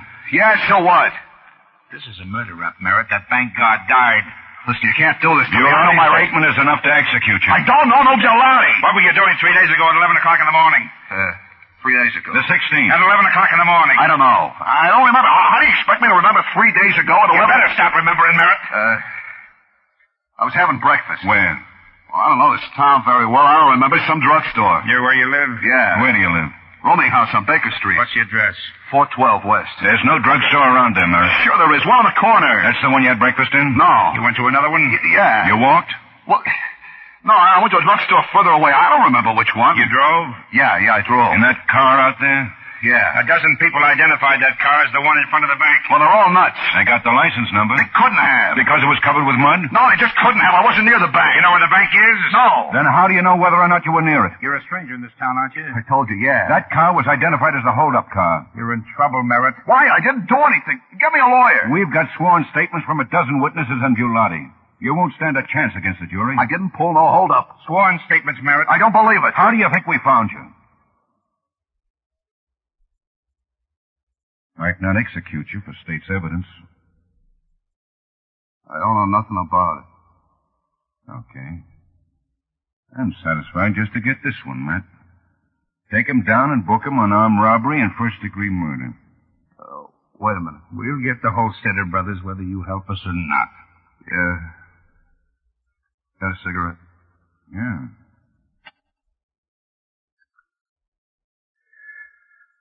Where can we find the Holstedter brothers?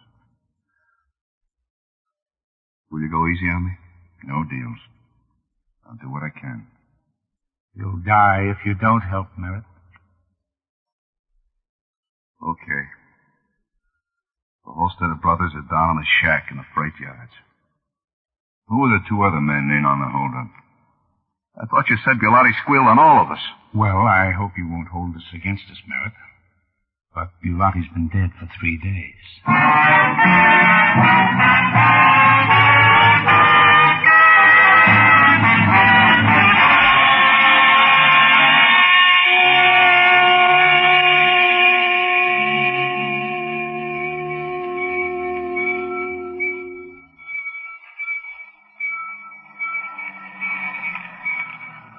It's Chief Baylor, Ben. Yeah, as if we don't have enough trouble. We got the yard surrounded, Chief. They're down in that shack. You seen them? No. Merritt says they're down there. Quine and Asher have Merritt in the car. How many of them? A whole bunch, according to Merritt. Holstedter brothers. A man named William White, Detroit record. Guy named Jake Harrison, also a Detroit boy. Merritt was supposed to pick him up in a car. You got lights? It's pretty dark. Yeah, 4 big ones. All right. Now, what's the deal? Well, I'd like to get him out of that shack if I can. Merritt was supposed to drive up on that ramp and honk twice. Now, we got the sedan here, so what's to stop one of us from driving it up on the ramp and honking twice, and when they get halfway to the car, throw the lights on and cover them? Okay. Fine. Yeah? Come here.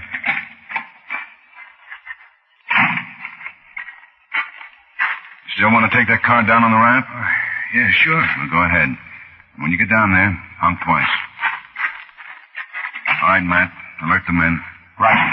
Klein will have to drive the sedan down to the Lincoln Street entrance to get out on the ramp. Take him about 5 minutes. I hope those guys in the shack are patient. I hope those guys are in the shack.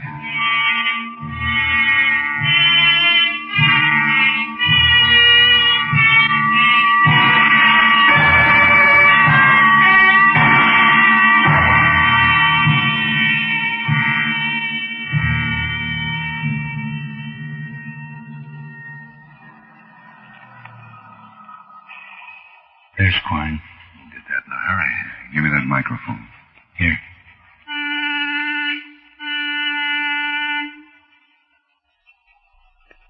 Here they come. I count 3. Where's the other one? About halfway, Ben. Let them get a little further away from the shack.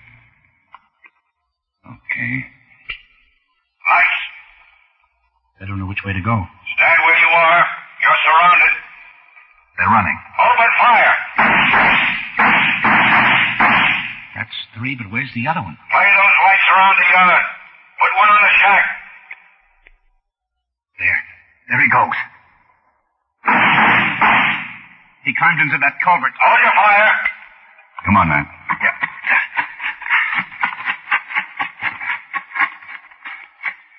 That's the river overflow. Yeah, careful, man. We'll be sitting ducks for it. I'm going in. I'm coming too. Come on. Stay out of the light. Keep against that wall. Okay, Ben, okay.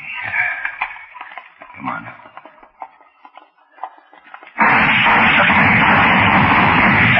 Are you okay? Yeah. Yeah, there he goes. A light up ahead at the end of the culvert. Yeah, there he is. He's hit, but he's still going. Watch yourself. There he is. He's lying by the edge of the water.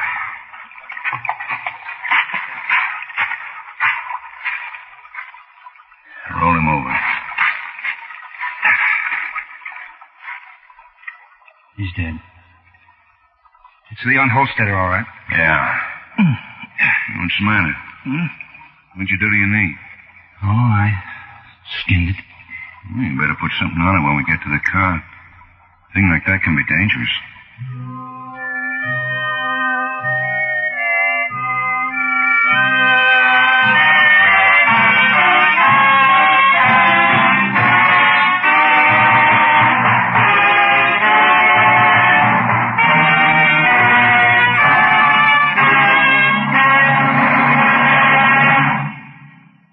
Lineup, where before you pass the innocent, the vagrant, the thief, the murderer. Listen again next week when we again bring you the Lineup. May I have your attention, please? You people out there on the other side of the wire in the audience room. May I have your attention, please? Thank you. My name is Greb, Sergeant Matt Greb. I'll explain the lineup to you. Each of the suspects you will see will be numbered. I'll call up a number, their name and charge. If you have any questions or identifications, please remember the number assigned to the prisoner as I call his name.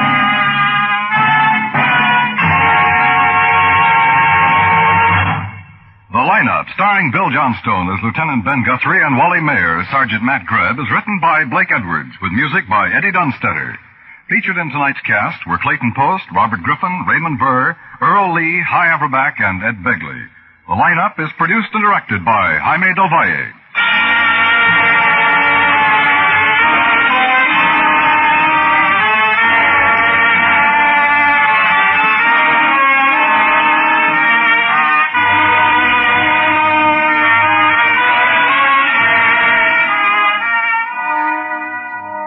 Attention young women who are college graduates or who are in their senior year. Is the field that you've chosen for a career overcrowded? Is it a field that offers equality of opportunity? If you're worried about getting started, listen carefully. You can begin your career at a salary of over $300 a month. You can have additional schooling and training while you are earning. 1 month a year, vacation with pay, a chance to travel, and most important, you can serve your country at a time when you are needed. Sounds good, doesn't it? The Army is now offering to young women with college degrees the opportunity to become second lieutenants in the WAC regular Army. That means a lifetime career with security, with all the advantages and privileges of male officers. But you'll have to hurry. Applications must be received by 6th Army Headquarters by January 15th. So act today, right now.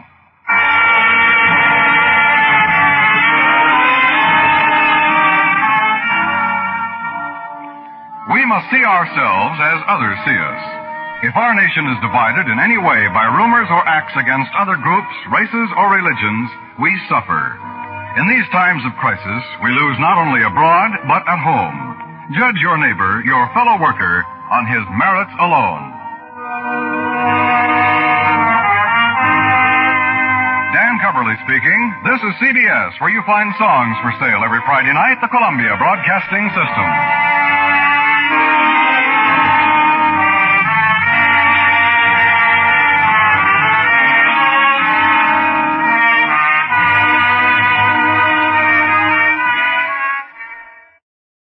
Welcome back.